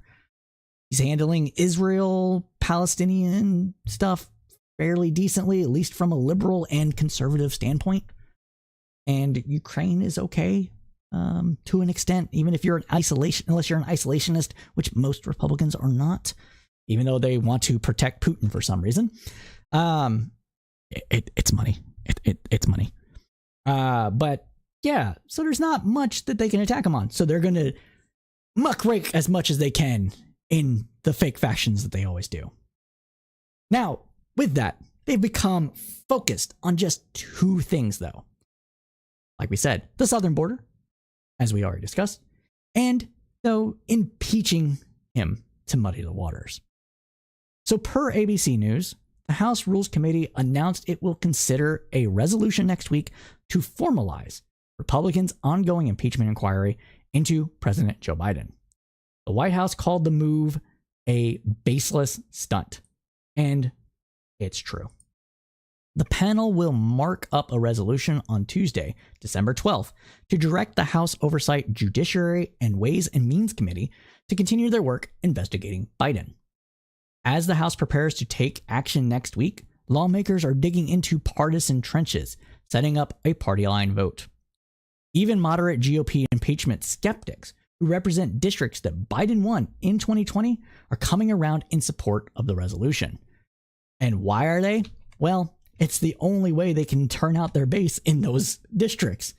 If you vote against the impeachment inquiry, Republicans aren't going to show up. So if Biden won that in 2020 and he's doing well in 2024, well, the only way they can keep their seat is if those Republicans show up to vote. So they have to go along to get along, as the saying goes. For his part, House Speaker Mike Johnson previously told reporters that he believed Republicans would have the necessary support for the resolution to pass. Democrats dismissed the legal gains Republicans could potentially enjoy after passing a resolution formalizing the inquiry, insisting, quote, all of it adds up to zilch, zero.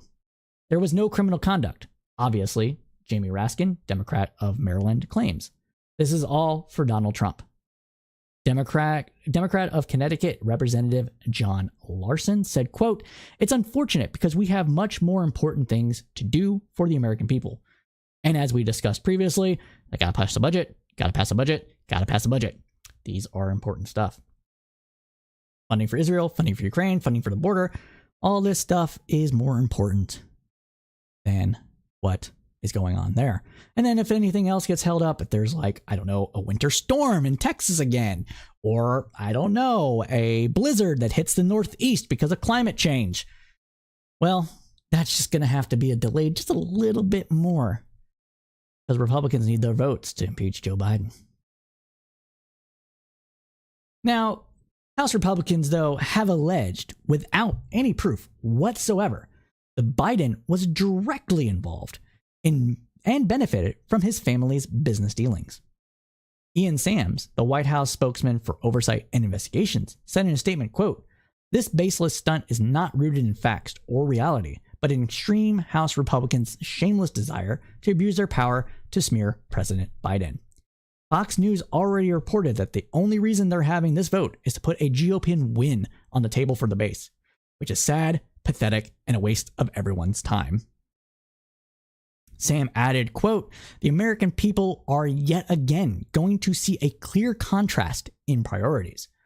President Biden, who is focused on solving challenges facing America and the world, and the extreme House Republicans who only focus on stupid stunts to get attention for themselves.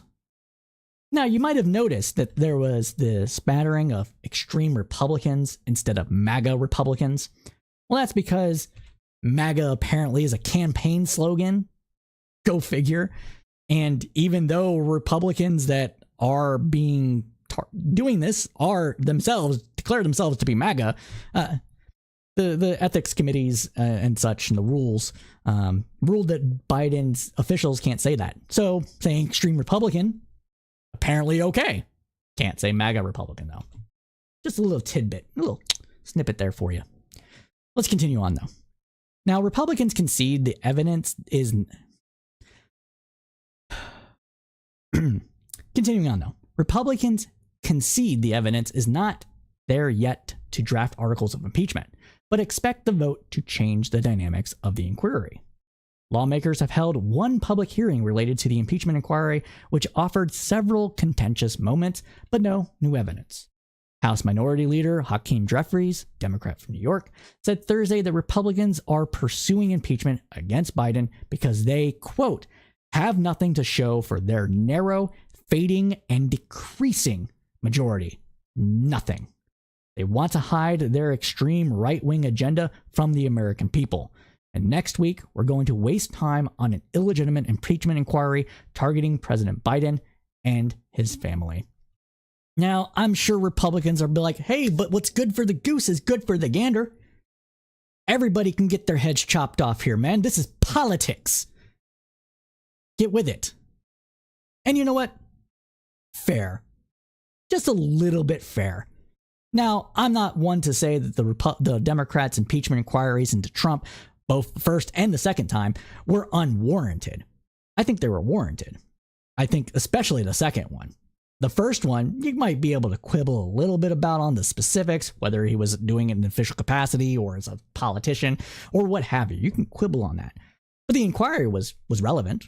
There were whistleblowers, multiple whistleblowers, and evidence in the record, in email saved by officials about the policy And people were sent to Russia and Ukraine to gather this information on the president's behalf. Trump, that is. So, there was actually evidence, real evidence, concrete evidence that led to that.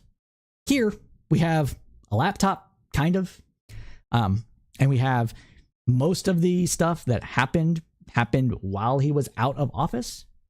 And every time they've called somebody to testify in a closed hearing or open hearing under oath, they're like, no. They were selling the brand. They weren't selling Biden. They weren't selling access to Joe Biden. They were selling the illusion of access to Joe Biden. They were the trick. The trick was that Hunter Biden would call up dear old dad on a special number because he was a drug addict. Okay? He was a damaged boy, and Biden loves his son, as anybody would, or should, rather. And so when the son called on that special number, Biden would pick up and talk pleasantries in front of his son. And so his son abused that access because he's a little shit.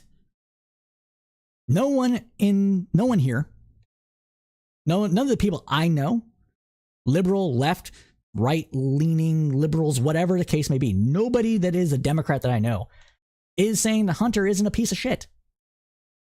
He is, or at least was. He might have gotten helped, okay? I don't know what he is right now. I mean, there was cocaine found in the White House, so but yeah, but there's no evidence that Biden himself was in on any of these deals. And with all of the hand waving about it, you'd think they would produce something concrete, but they haven't yet. And they're likely never going to. Their star witnesses have been a dud. And then they had to go on Tucker Carlson and explain, whoa, this is what I meant in the hearing. And this is why I had to say it the way that I said it. Yeah, guy, we know that you said it the way you said it because that was the truth. And if you would have said anything else, you could have perjured yourself because you knew that the Republicans that were on the House committee that were doing this investigation were full of shit. Isn't it that obvious by now? It really should. It really should be that obvious. But let's get into it because we have to. And there's more.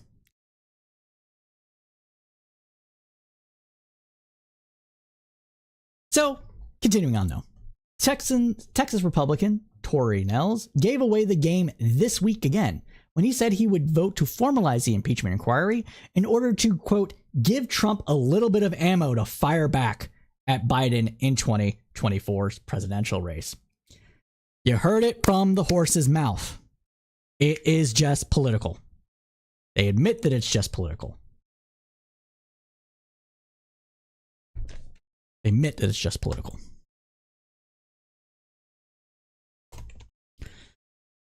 Now, what is this all about, though? So, there's some more that they're trying to wrap up into this little ball of nonsense. And they're trying to tie Hunter Biden's business accounts tied to China, I guess. Let's get into that bit, because this is what they're going to try to do. Now, the latest attempt to tie the president to something nefarious are 3 payments he received from his son, Hunter Biden. Republican James Comer breathlessly announced this news as the, quote, smoking gun that proves Joe Biden committed high crimes and misdemeanors. Never mind that this didn't happen when they said it did. As it turns out, the payments, totaling $4,140. Right, Joe Biden really was bought for less than $10,000. Give me a fucking break. That right there should be obvious enough that this is not the case. But whatever. These payments, though, in actuality, were repayments for truck payments that Joe had covered for Hunter. Rolling Stone coverage provides more details. Monday, the House Oversight Committee announced that Comer had released subpoenaed bank records, allegedly, quote, revealing Hunter Biden's business entity, Owasco PC, made direct monthly payments to Joe Biden. The statement touted that the committee allegedly found 20 shell companies and uncovered how the Bidens and their associates raked in $24 million between 2015 and 2019 by selling Joe Biden as the brand. Again, it was GOP star witness Hunter. Who was that guy? What was his name? New Republic refused. Yep. Yeah, Devin Archer. Okay. So I'm going to pull this on screen real quick. I'm going to pull this on screen over here real quick. And then go over here. Look. All right. So this is from the New Republic. All right. New transcript. Star witness Hunter Biden witness refuted every GOP talking point. Hunter Biden's former business partner, Devin Archer, undermined all Republicans' claims to his testimony, which is what they're talking about here. Going back over now. So, all right. This is bullshit. All right. We know it's bullshit, but we have to talk about it anyways. And they're trying to say that they were selling Joe Biden access when they were selling the brand, the ability to wine and dine DC people and lobby, which is legal. Maybe it shouldn't be, but lobby Congress and members of the Senate and others to hear out whatever anybody might want to do. It's something that pretty much every politician does after leaving office. And it's bad. It's shady. Don't get me wrong. It is shady. It shouldn't happen. But it does happen. And it's legal. And that's why this is all bullshit. Continuing on though. But however, within a few hours of the announcement, the Washington Post debunked the claims yet again. Based on an email verified by the publication, the Post found that the 3 transfer payments of $1,380 in 2018 were actually repayments for Hunter made to his father for a 2018 Ford Raptor truck. Hunter Biden's attorney, Abby Lowell, took aim at Comer's attempts to revive his sham of an investigation, adding, quote, "The truth is Hunter's father helped him when he was struggling financially due to his addiction and could not secure credit to finance a truck. When Hunter was able to, he paid his father back and took over the payments himself." The announcement also claimed that the financial records were evidence that Hunter Biden's business accounts had received payments from, quote, "Chinese state-linked companies and other foreign nationals and companies," and accused Joe Biden of benefiting from his family's influence peddling schemes. Now, they were influence peddling schemes. When this first came announced back in 2019-2020 timeframe, me and the Crowdsourced Politics crew, when we were a group of 5 people covering all this, said that as much. We said it. You can go look into the archives. We talked about it. It was low-level influence peddling that's shady and lots of people don't like, and it shouldn't happen. It is not illegal. It is not necessarily showing that Biden was involved in any of it. It's the neat little trick of like, I can call up my dad and he'll do whatever I say without evidence that he does whatever he says. So yeah. But those payments in question were made in 2018 when Joe Biden was a private citizen. By the way, the smoking gun isn't even new news. The New York Post reported the story in April of 2022. Over a year ago, my friends. Over a year ago. Because they have nothing. Nothing of substance. And like I said, I want to see influence peddling go away completely. Ban all these motherfuckers from lobbying. I don't care. Okay? You'll run afoul of free speech. The Supreme Court will slap that down. Like they slapped down with Citizens United and everything else that we've tried to pass in regards to free speech and expression and lobbying and et cetera, et cetera, et cetera. But it shouldn't happen. I agree with you. It should not happen. But it's not illegal currently. And it's likely never going to be illegal unless we change the Constitution to make it illegal. And it does break down trust in society. And for that reason, I think Hunter Biden is kind of a piece of shit. But it doesn't show that Joe Biden was involved in any of these deals whatsoever. And even Devin Archer, the star witness, claimed as much. But my friends, that concludes this segment of the News Roundup. we are approaching time, and I know I was 15 minutes late. So what we'll cover tonight is we'll cover the economy next and news of the weird, but I will cover the other two sections that are in this copy. If Nikki, you're watching, I'll cover these as post-recorded segments. But thank you for writing everything. So let's get into it now. Let's go ahead and get into the economy. So economy news, we do this every other week or so, covering a bunch of economic news because it's very important. And today we're going to do a thing that a lot of political pundits say don't do. If you're a Democrat, we're going to talk about the perception versus reality when it comes to Americans' view of what the economy is right now. Why are we going to cover it? Well, because the gap is a particular American anomaly here. And I think I know why. And I'm going to explain it. And I think it's going to make sense. And it's not anything that a politician should do. Okay? I am doing right now what a politician shouldn't do. I'm going to explain why these perceptions are off. This does not mean that people's real concerns about inflation and job security, especially with all the AI talk that's happening, especially with the fact that grocery prices are up year over year by about 3.5% or so, and that's compounded on the 9% or so that happened last year and the 3% that happened the year before that, which means that since 2019, a lot of prices are up almost 20%, okay? Real wage gains for some sectors of the economy are negative, although that's starting to reverse course now. So these things are important, but we have to put it in perspective. So we're going to cover it. So let's get right into it. Okay. All right. Let's get right into it.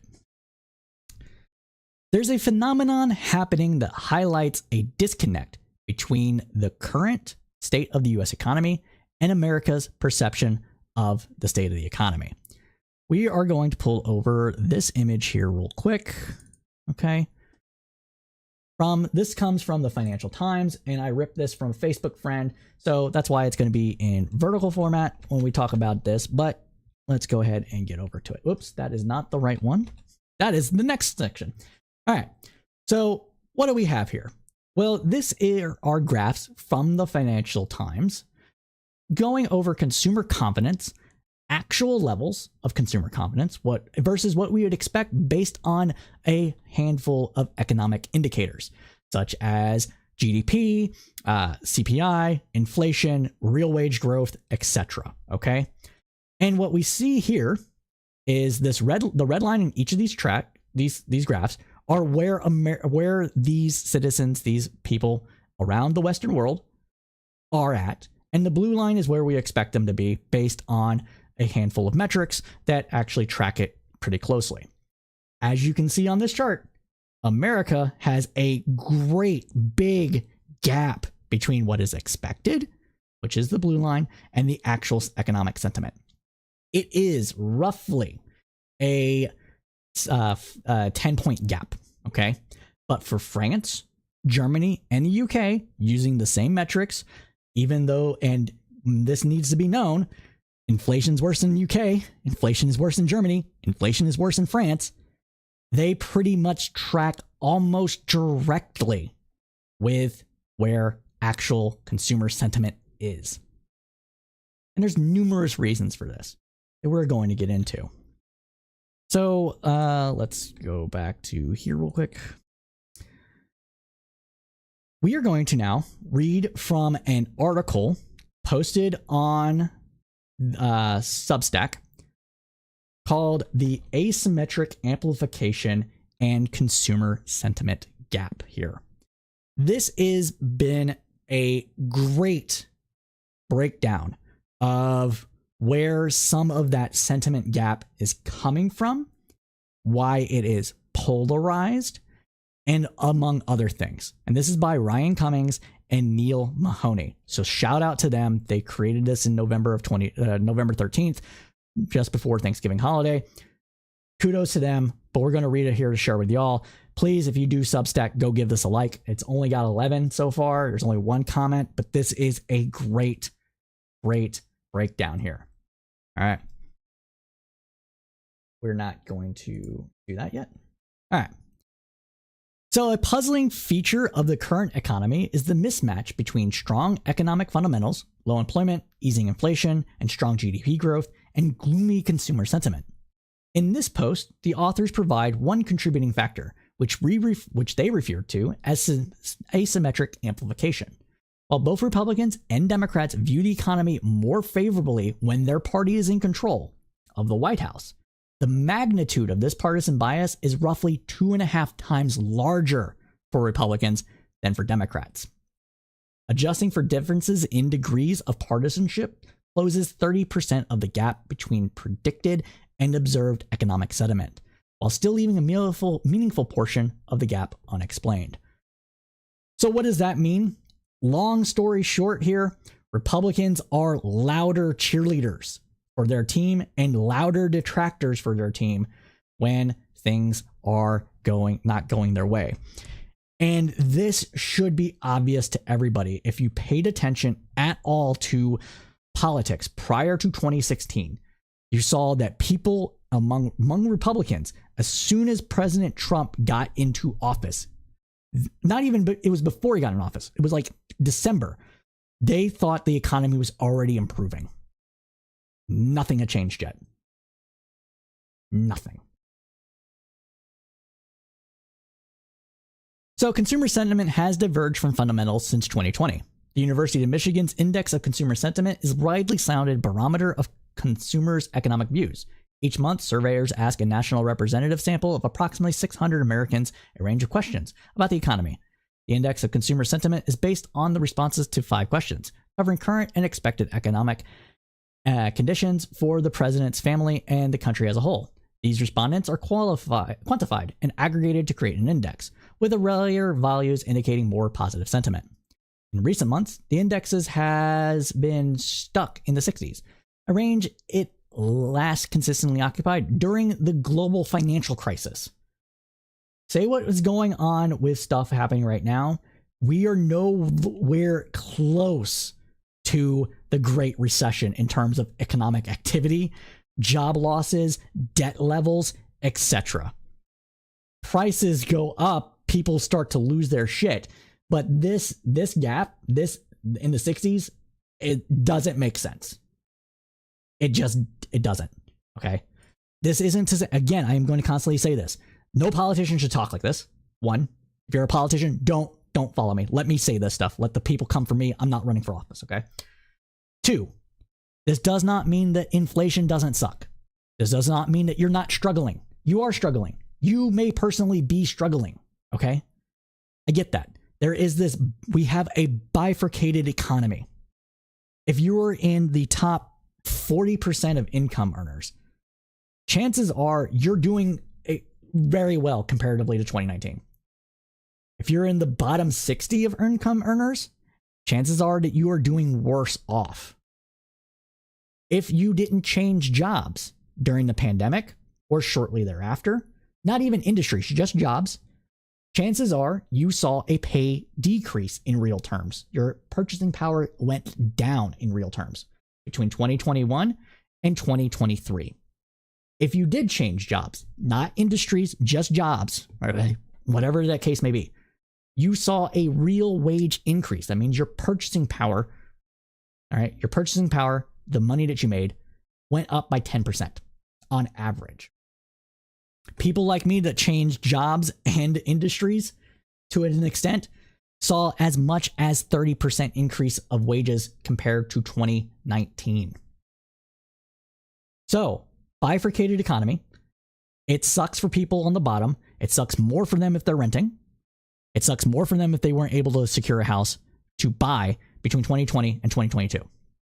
Okay? All those are true. It is still not the Great Recession. Believe it. We're not there yet. We're nowhere close given all the indicators.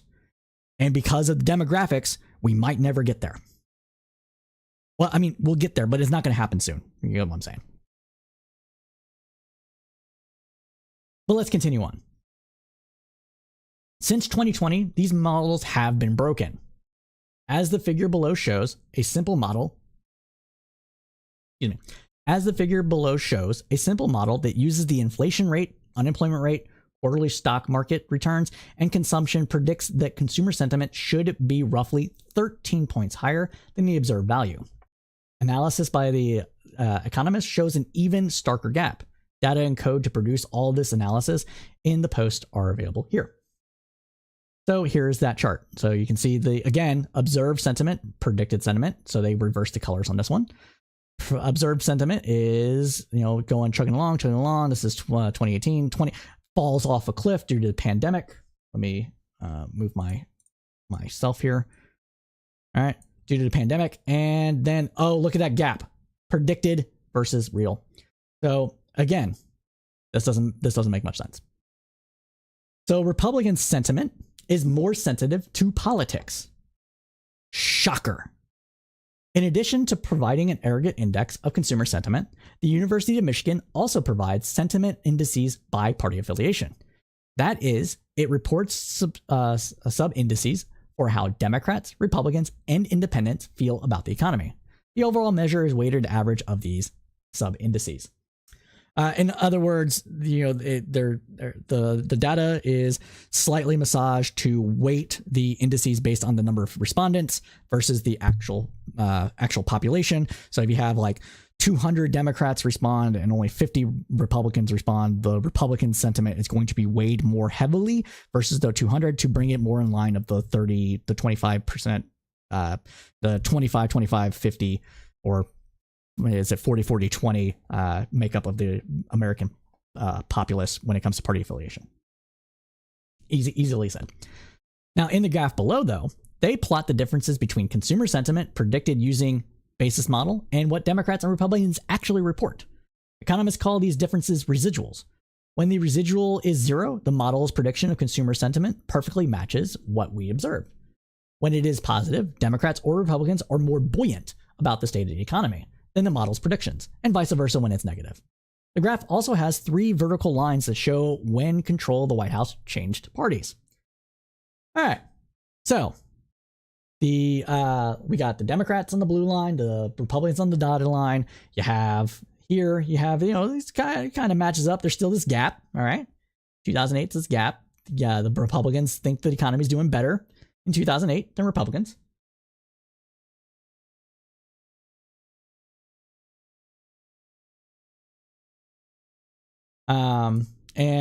We got this now in going into 2010. So when Republicans lost control of the White House, Democrats, the feelings of the economy matched Republicans mostly up until about 2012, and then it starts to diverge. 2012 is when economists roughly said that the amount of the recession was officially over and we were going back to normal, a new normal, or whatever the case may be. Okay. This gap is ridiculous. Look at this. Look at that gap. That doesn't make sense. Okay. 2014 to 2016. All right. Before Trump was voted in, the economy continued to improve, but Republicans believed the economy was not improving.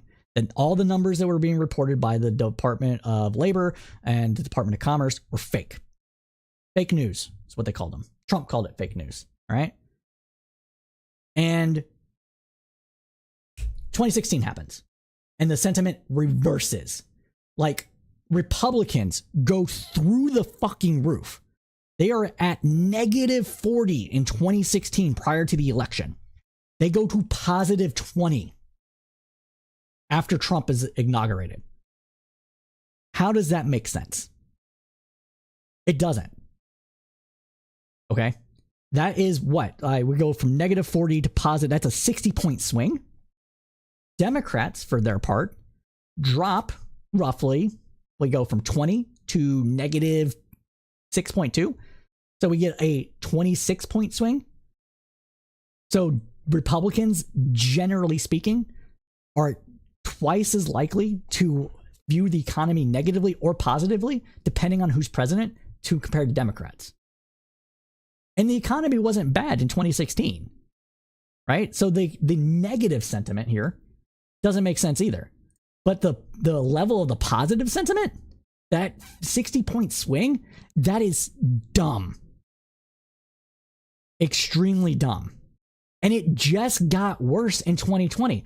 Look, before Trump was voted out of office in 2020, they were at 60% positive ratings. And when Trump lost, this was during the pandemic. This was when everything was going to kind of shit. All right. Republicans had the most optimistic view of the economy that you can see. Okay. And it goes from positive 60 to negative 20. That's an 80-point swing. That is ridiculous. And it's just getting worse, despite the fact that the economy is continuing to get better. Like, how are Democrats 5.9% positive, like in the 5.9% range, and Republicans are in the negative, like there's a negative 14 gap? Like, what? That doesn't make sense. Partisanship is a brain melting issue.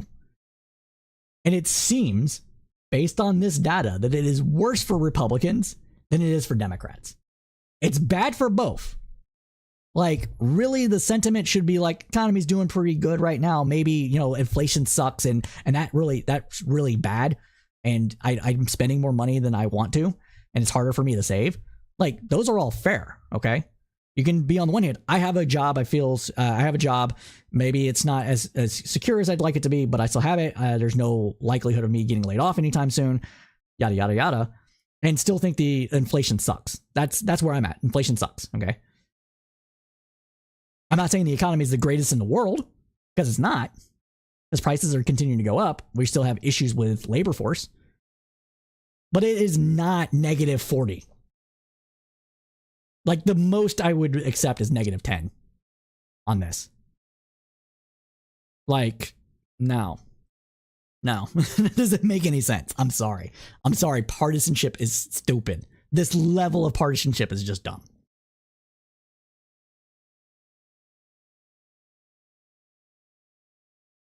Yeah, so I don't know where you're at, KOE, on this. I'll go ahead and put your comment on the screen here. I don't blame Trump for COVID, at least not entirely. His response to COVID was stupid. I think everybody can agree with that. You know, the what was it? Operation shit. Fuck, what was it? I'm only thinking military terms. Warp Speed. Okay. Operation Warp Speed. All right. Operation Warp Speed was good. So that was good. Them making states fight over resources and go to other countries for their own PPE and stuff was dumb. Saying COVID was nothing burger was dumb.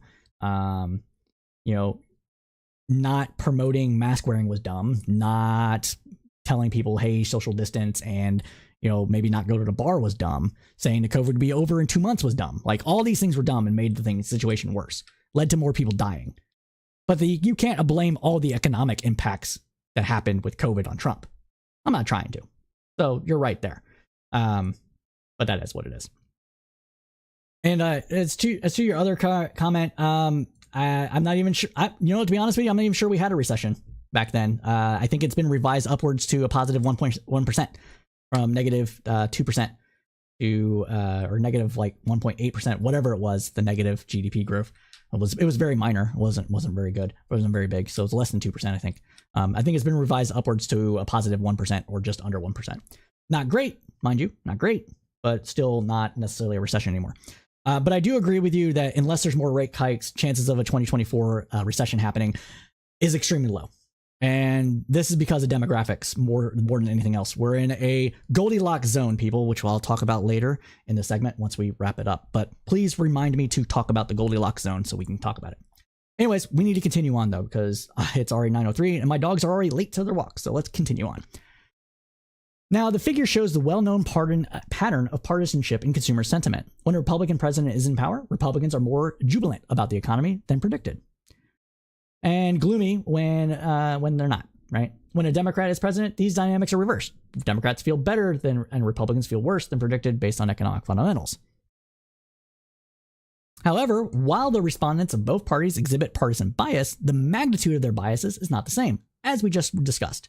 When Republicans in the White House, Republicans surveyed response feel about 15 points better than predicted about the economy, whereas Democrats feel about 6% points less. When a Democrat is president, Republicans feel about 15 index points worse than the economy, but Democrats feel about 6% points better. So again, double, plus or minus 15% swing. So looking at this, we can see this breakdown here of those. Looking at this, we can see those breakdowns of these same numbers here. And so when they adjust for asymmetric amplification, the strengths, but adjusted sentiment is still low. So just going over to this chart here, we can see where it looks like to be adjusted. And look at that. The points go away. There's still this gap. All right. But it greatly narrows. It greatly narrows. So the conclusion, based on the findings and summarized by analogy, we find that Republicans cheer louder when their party is in control and boo louder when their party is out of control. And then adjusting for the decibel levels, so the Republicans and Democrats cheer with equal volumes, explains about 30% of the current gap between observed consumer sentiment and what you would predict using economic fundamentals. There are many potential explanations for the current sour economic sentiment, and our explanation leaves ample room for other forces. Some have argued that increased social media usage, which I am one of those people. I argue that. We're all addicted to the little tiny phones. The doom machines, doom scrolling is bad for your health. Stop. Find something happy. Stop doom scrolling. All right. Stop listening to everybody that tells you you're not going to ever own a house. Tell them to fuck themselves. All right. It's bad out there. Don't get me wrong. Owning a house is expensive. But the idea that you're never going to own one just is current present bias about your current debt levels and stuff. You can own a house. There are ways to do so. Even at 9% interest rates, you can still own a house. You require making a little bit more money than you did a few years ago. That is true, but not by much. Especially when banks are offering no down payment loans. Waiving FHA requirements on their own to get you into a house. Does that make the mortgage more expensive over the 30-year lifetime? Yes. Does that make your payments a little bit more? Yes, but it's still within the affordable range, assuming that you and your partner combined make roughly $80,000 a year. In most places, $80,000 a year makes you able to afford a house. Not $120,000, not $150,000, $80,000. For example, my best friend, who lives now in Springfield, Massachusetts, bought his house last year, or this year rather. He bought it this year when interest rates were through the roof. He got it for under $300K. He makes roughly $65,000. So there you go. Got that on his own. $65,000 a year. Granted, he had a large down payment he could make, so those were more favorable terms, but he still only makes $65,000 a year. $65,000 a year. And I say only because to a lot of people, that's their and their spouse's combined income. So there you go. All right. To answer your question, KOE, I'm the luckiest of the lucky. I bought my house right before the pandemic started. So it's not paid off. I just got it. So I own a mortgage. But I have the best rate you can have because I refinanced, which fucked me over on taxes, but got me still saving money in the end in 2021 when rates were extremely low. I realize I am lucky. Okay. But I am talking, the reason I brought up my friend as an example is because he makes less money than I do. Okay. Less money than my wife and I combined. And he was still able to get his house. And it was still under $300K. Now, if you're trying to get a $400,000, $500,000 house, you're going to need to make more money than I do. That's just the nature of the game. But that's not where most housing value is. Like, even though the average or the median home price is $420,000 across the United States, The median home price in most of the Midwest, most medium-sized cities, places in the Northeast that are outside of the major metropolitan areas, especially if you're a remote worker or do like construction or some of the trades or whatever the case may be, are significantly less than that. Still significantly less than that. So you should go out and get it. But let's wrap this up. Let's wrap this up so we can talk about more economic news because it's already 9:09 and I got to get my dogs. So social media is a bad thing, and it's amplifying bad news, as we said. Others have suggested that negative consumer sentiment reflects consumers outside concerned about inflation in the current environment, which I also think is partly true. And still others proposed an explanation in which downbeat survey respondents on the economy are from a referred pain from broader concerns over domestic and geopolitical events.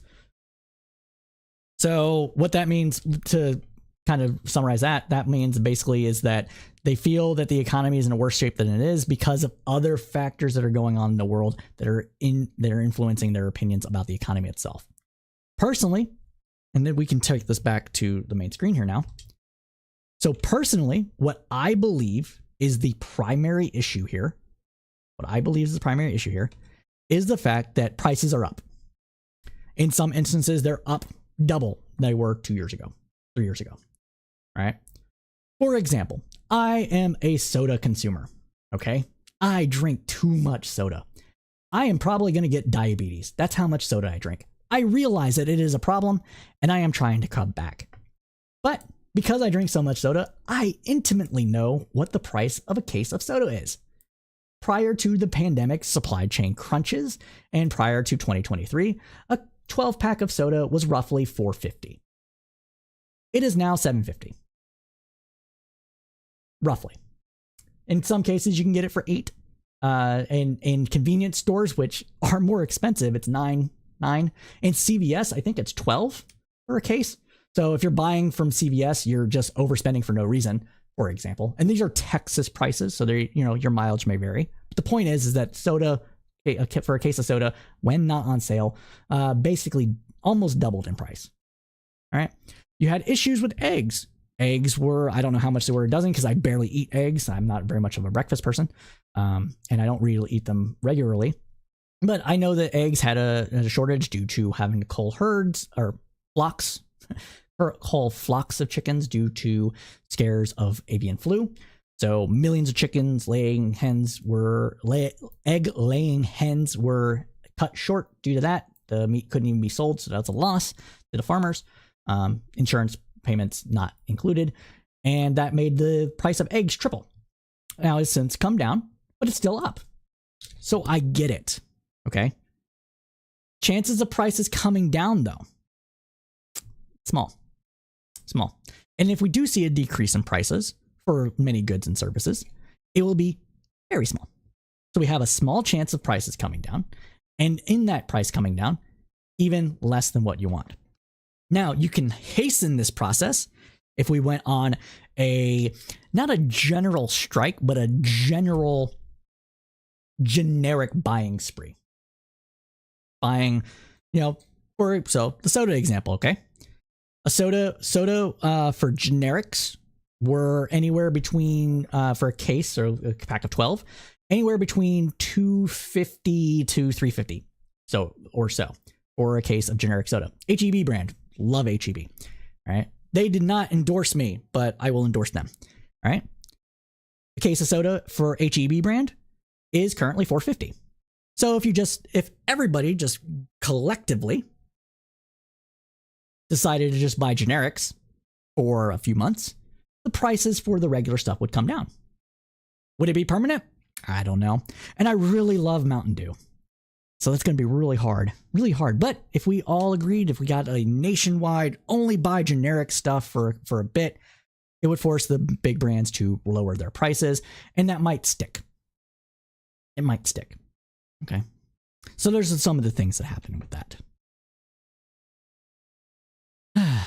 But yeah, so that's what's going on with prices. All right. But there's more going on with prices. And a lot of people are talking about how, hey, how is inflation only 3% if I was spending $6 a pound on chicken a few years ago and now I'm spending $12? Well, that's because of the cumulative effect of inflation. And we're seeing that cumulative effect go down almost every month. And that is called disinflation. Disinflation is the decrease of inflation. Deflation is the decrease of prices overall. So disinflation means that, hey, inflation was going like this, and now it's going like this. Okay? So it's going up, and it's going down. Deflation is it's going down, oh, and now it's negative. So prices are dropped from what they were. We're not likely to see it, like say this line is 0. We're not likely to see it be under this line. Okay? But we still have disinflation. So let's talk about disinflation here. A November 17th article from the New Yorker reported that the great inflation spike, which has dominated economic news for the past couple of years, appears to be over. Like I called it, motherfucker! If you are a long-term viewer of this program, I said that we would be at around about 3.5% by now. Okay? And inflation year over year, right now, inflation right now is at, as the last estimate, 3.24%. So boom, boom, boom, boom. Your boy here accurately predicted where inflation was going to go since last July. You love to see it. Okay? And I was right on the money. Right on the money. And I've been right about Fed pumps as well. So pay attention what I'm telling you. All right? Now, the rate of price increases is still a bit higher than the Fed would like. Oh, boo-hoo. Oh my God. You can't get prices to 2%. Its target, 2%. I personally think that the target should actually be between 3 and 4% because it gives labor more buying power. Oh, not buying power. I'm sorry, bargaining power. It gives labor more bargaining power because they have more money and they're able to actually strike and make for wages to go up. All right? And it's good. Its bargaining power is good. 3 to 4% inflation sucks. It sucks. But it sucks less if inflation is there and the Fed rates of interest are actually at 5% or 6% rather than 9-10% that they're pushing to now. Well, the current is 5.75 basis points, which makes an interest rate for a 30-year mortgage to be like 8.75%. But you get what I'm saying, okay? So the Fed's shot targeted for 3 to 4, it would be good. We'd see some decreasing in interest rates, which would spur economic activity while labor is still able to get its due. But that's just me. And every single leftist on the planet. Kidding, not everyone. But a lot of us are. Now, since reaching that 9.1% in June of last year, like we said, we would go down by July, inflation has fallen by almost 2/3. And this big decline has been accompanied not by the predicated recession, but by a pickup in GDP growth and sustained job creation, the opposite of what economists predicted. Now, some of that is because the federal government is still pushing the gas. Okay? So you have the Federal Reserve hitting the brake, and you have the federal government pushing the gas. They're canceling each other out a little bit, so we're seeing economic activity still moving, my friends, moving. And if you're in the market for a new car or upgrades to your house or upgrades to your appliances, you're getting a lot of stimulus money if you go to a better GE rated thing or energy rated thing. Just saying, if you're in the market, use those tax credits. Be smart, my friends. Now, continuing on though. In 2022, GDP, which is the broadest measure of the economy, grew at an annual rate of 1.9%, according to the Commerce Department.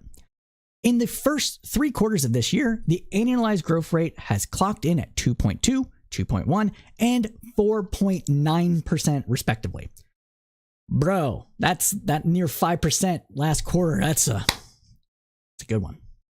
Now with the Atlanta's Fed's GDP Now model pointing to growth of 2% in the final quarter, it looks like GDP growth for 2023 as a whole will be above 2 percentage points. As for jobs, in the first 10 months of the year, non-farm employers created about 2.4 million jobs, and the unemployment rate is still below 4%. So we're still at full employment, according to the Fed. So much for the forecast of negative job growth. Taken together, figures show that the American economy has greatly outperformed expectations over the past year. This has shocked some of those who argued that a big slowdown and higher unemployment would be required to break the back of inflation. Quote, the U.S. combination of strong growth, low unemployment, and falling inflation looks rather like the immaculate disinflation in which I, for one, disbelieved, Martin Wolf, the Financial Times chief economics commentator, wrote just last week. To be fair to the inflation hawks, the immaculate disinflation that Wolf referred to has no precedent in recent history and has also surprised policymakers at the Fed. At their December 2022 meeting, Jerome Powell and his colleagues predicted GDP growth of just 0.5% in 2023, an unemployment rate of 4.6% in the October to December quarter. Both of those predictions were way off, but in a good way. How could economic forecasters have been so wrong? One possibility is that their dire predictions were not inaccurate, but premature, and that higher interest rates will eventually take their toll, bringing on a recession. This is true. I am still worried that the Federal Reserve will push us into a recession that causes job loss. Given the amount of less workers we have in the workforce, maybe not. Okay. A lot of people retired early. There's a lot less immigrants in the United States. That might offset it some. I have other thoughts though, which we'll get into once we're done talking about this. And a possibility is that many economists misinterpreted the nature of the inflation spike to begin with. True. Viewing it primarily as a product of excessive demand rather than a pandemic era supply disruptions, which is what we said last year, and we've been right. And it's now largely disappeared. Supply chains are back into full going, no longer running into chip shortages, and car manufacturers are able to get chips and you're able to buy new cars, and there's a lot of drivers for inflation coming down because the supply chain is no longer like this. It's more going forward. Now, if this is true, some economists need to rewrite their textbooks. But there is another thing. There's another one. There is another thing that a lot of people aren't taking into account. And I am talking about the demographic Goldilocks zone. That is what I'm calling it. I don't know if anybody else calls it this. If you look up this Goldilocks zone of demographics and you find somebody, cool, they came to the same conclusion I did independently, all right? But let's see. What is the chart called? I need to bring it up so I can prove to y'all that I'm not pulling shit out of my ass. Age demographics, USA by sex. And images. I need the chart. There it is. Is this the right one? No, I need one for 2023. There we go. All right. It's called a population pyramid. And this is coming from some site that is getting the numbers from somewhere else. But it's fine. It's fine, okay? It's fine because this is accurate. Now, what am I talking about with this economic Goldilocks zone? Well, I am talking about from 20 to 24-year-olds to 50 to 54-year-olds. I'm talking about this bubble here. Okay? See how the graph is kind of got like hips, all right? It's curvy. It's curvy, right? Right? You see it? You see that it's curvy? All right. Why is that important? It is important because millennials, also known as echo boomers for a time, are in their 30s on average. The youngest millennial is, 96? So we do some quick math here. So 96 is when millennials stopped. So 2023 versus 1996, we got the youngest millennial being 27 years old. The oldest millennial, by official standards, is born in 1981. So the oldest millennial is currently 42 years old. Prime age workforce. 24 to 54 or 52. It's either 52 or 54. Okay. What is also happening in this? Family formation. What does family formation do? Generates economic activity. You gotta buy clothes, you gotta buy furniture, you gotta buy a house. You're doing all these things because you're starting to, family formation's happening during this. What does that mean? It means that you're buying a house, you're buying clothes, you're starting to have kids, you're starting to buy new furniture, you're moving out of your parents' house, you're moving out with roommates, you're getting your own place. All these things generate economic activity. Every single one of them. And people typically do not start having kids until, and this is historically, all right, numbers can be fudged a little bit here, okay? But typically until the ages of 26 to 34, okay? Now, millennials, especially the older ones, like myself, born in 1985, had everything pushed back by about 6 years. Why 6 years? Great Recession, 9/11.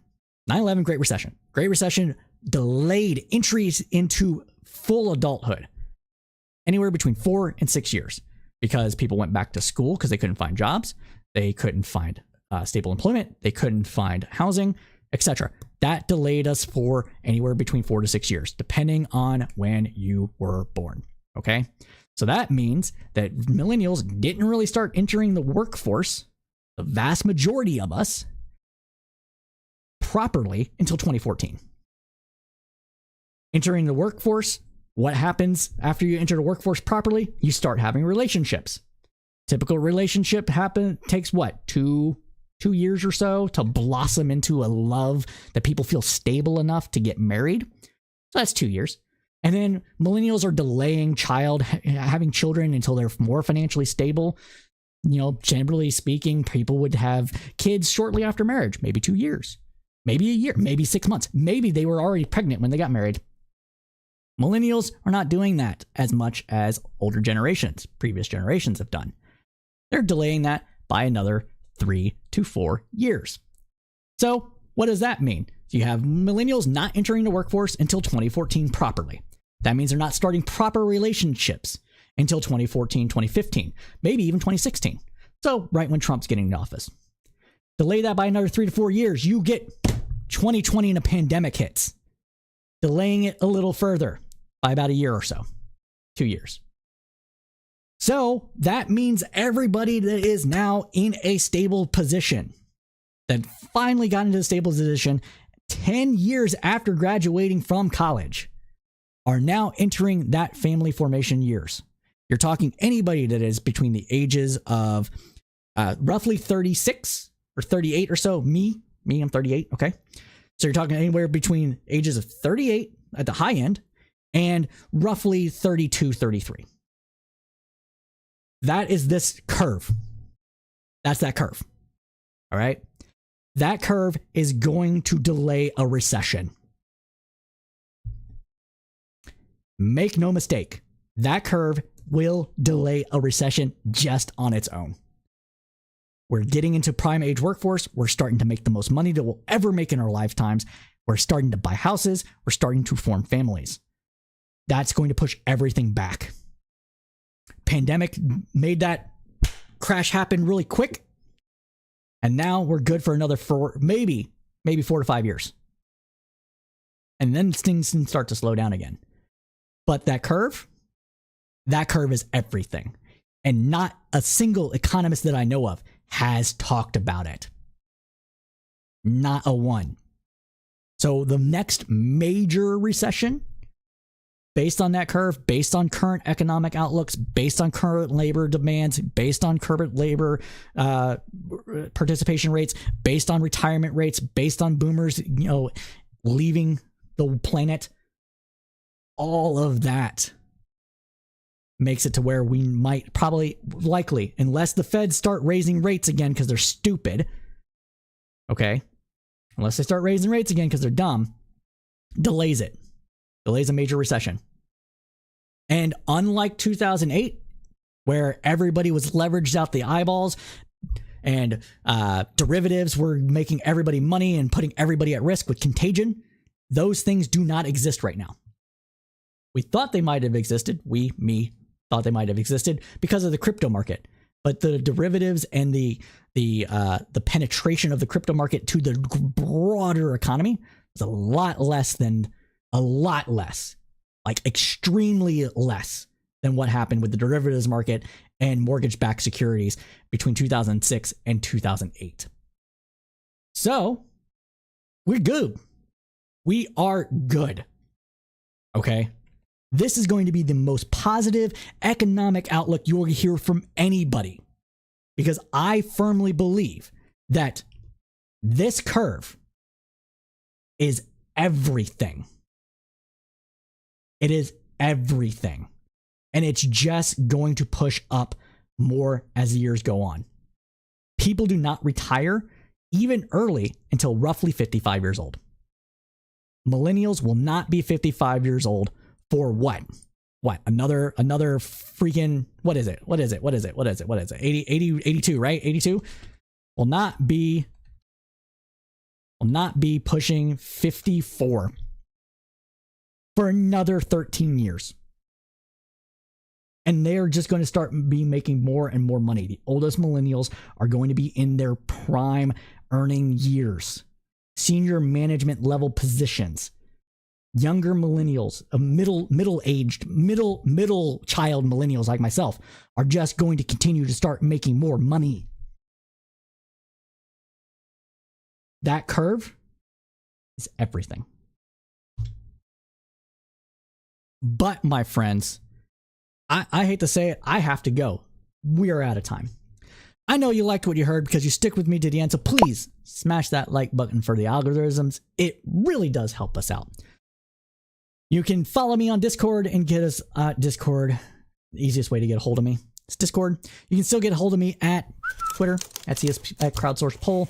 I don't use it much. I pretty much maintain an account there in case Elon decides to sell it, and then I can go back to using it normally because I don't want my name going away. So I post every day or once in a while. I don't engage much.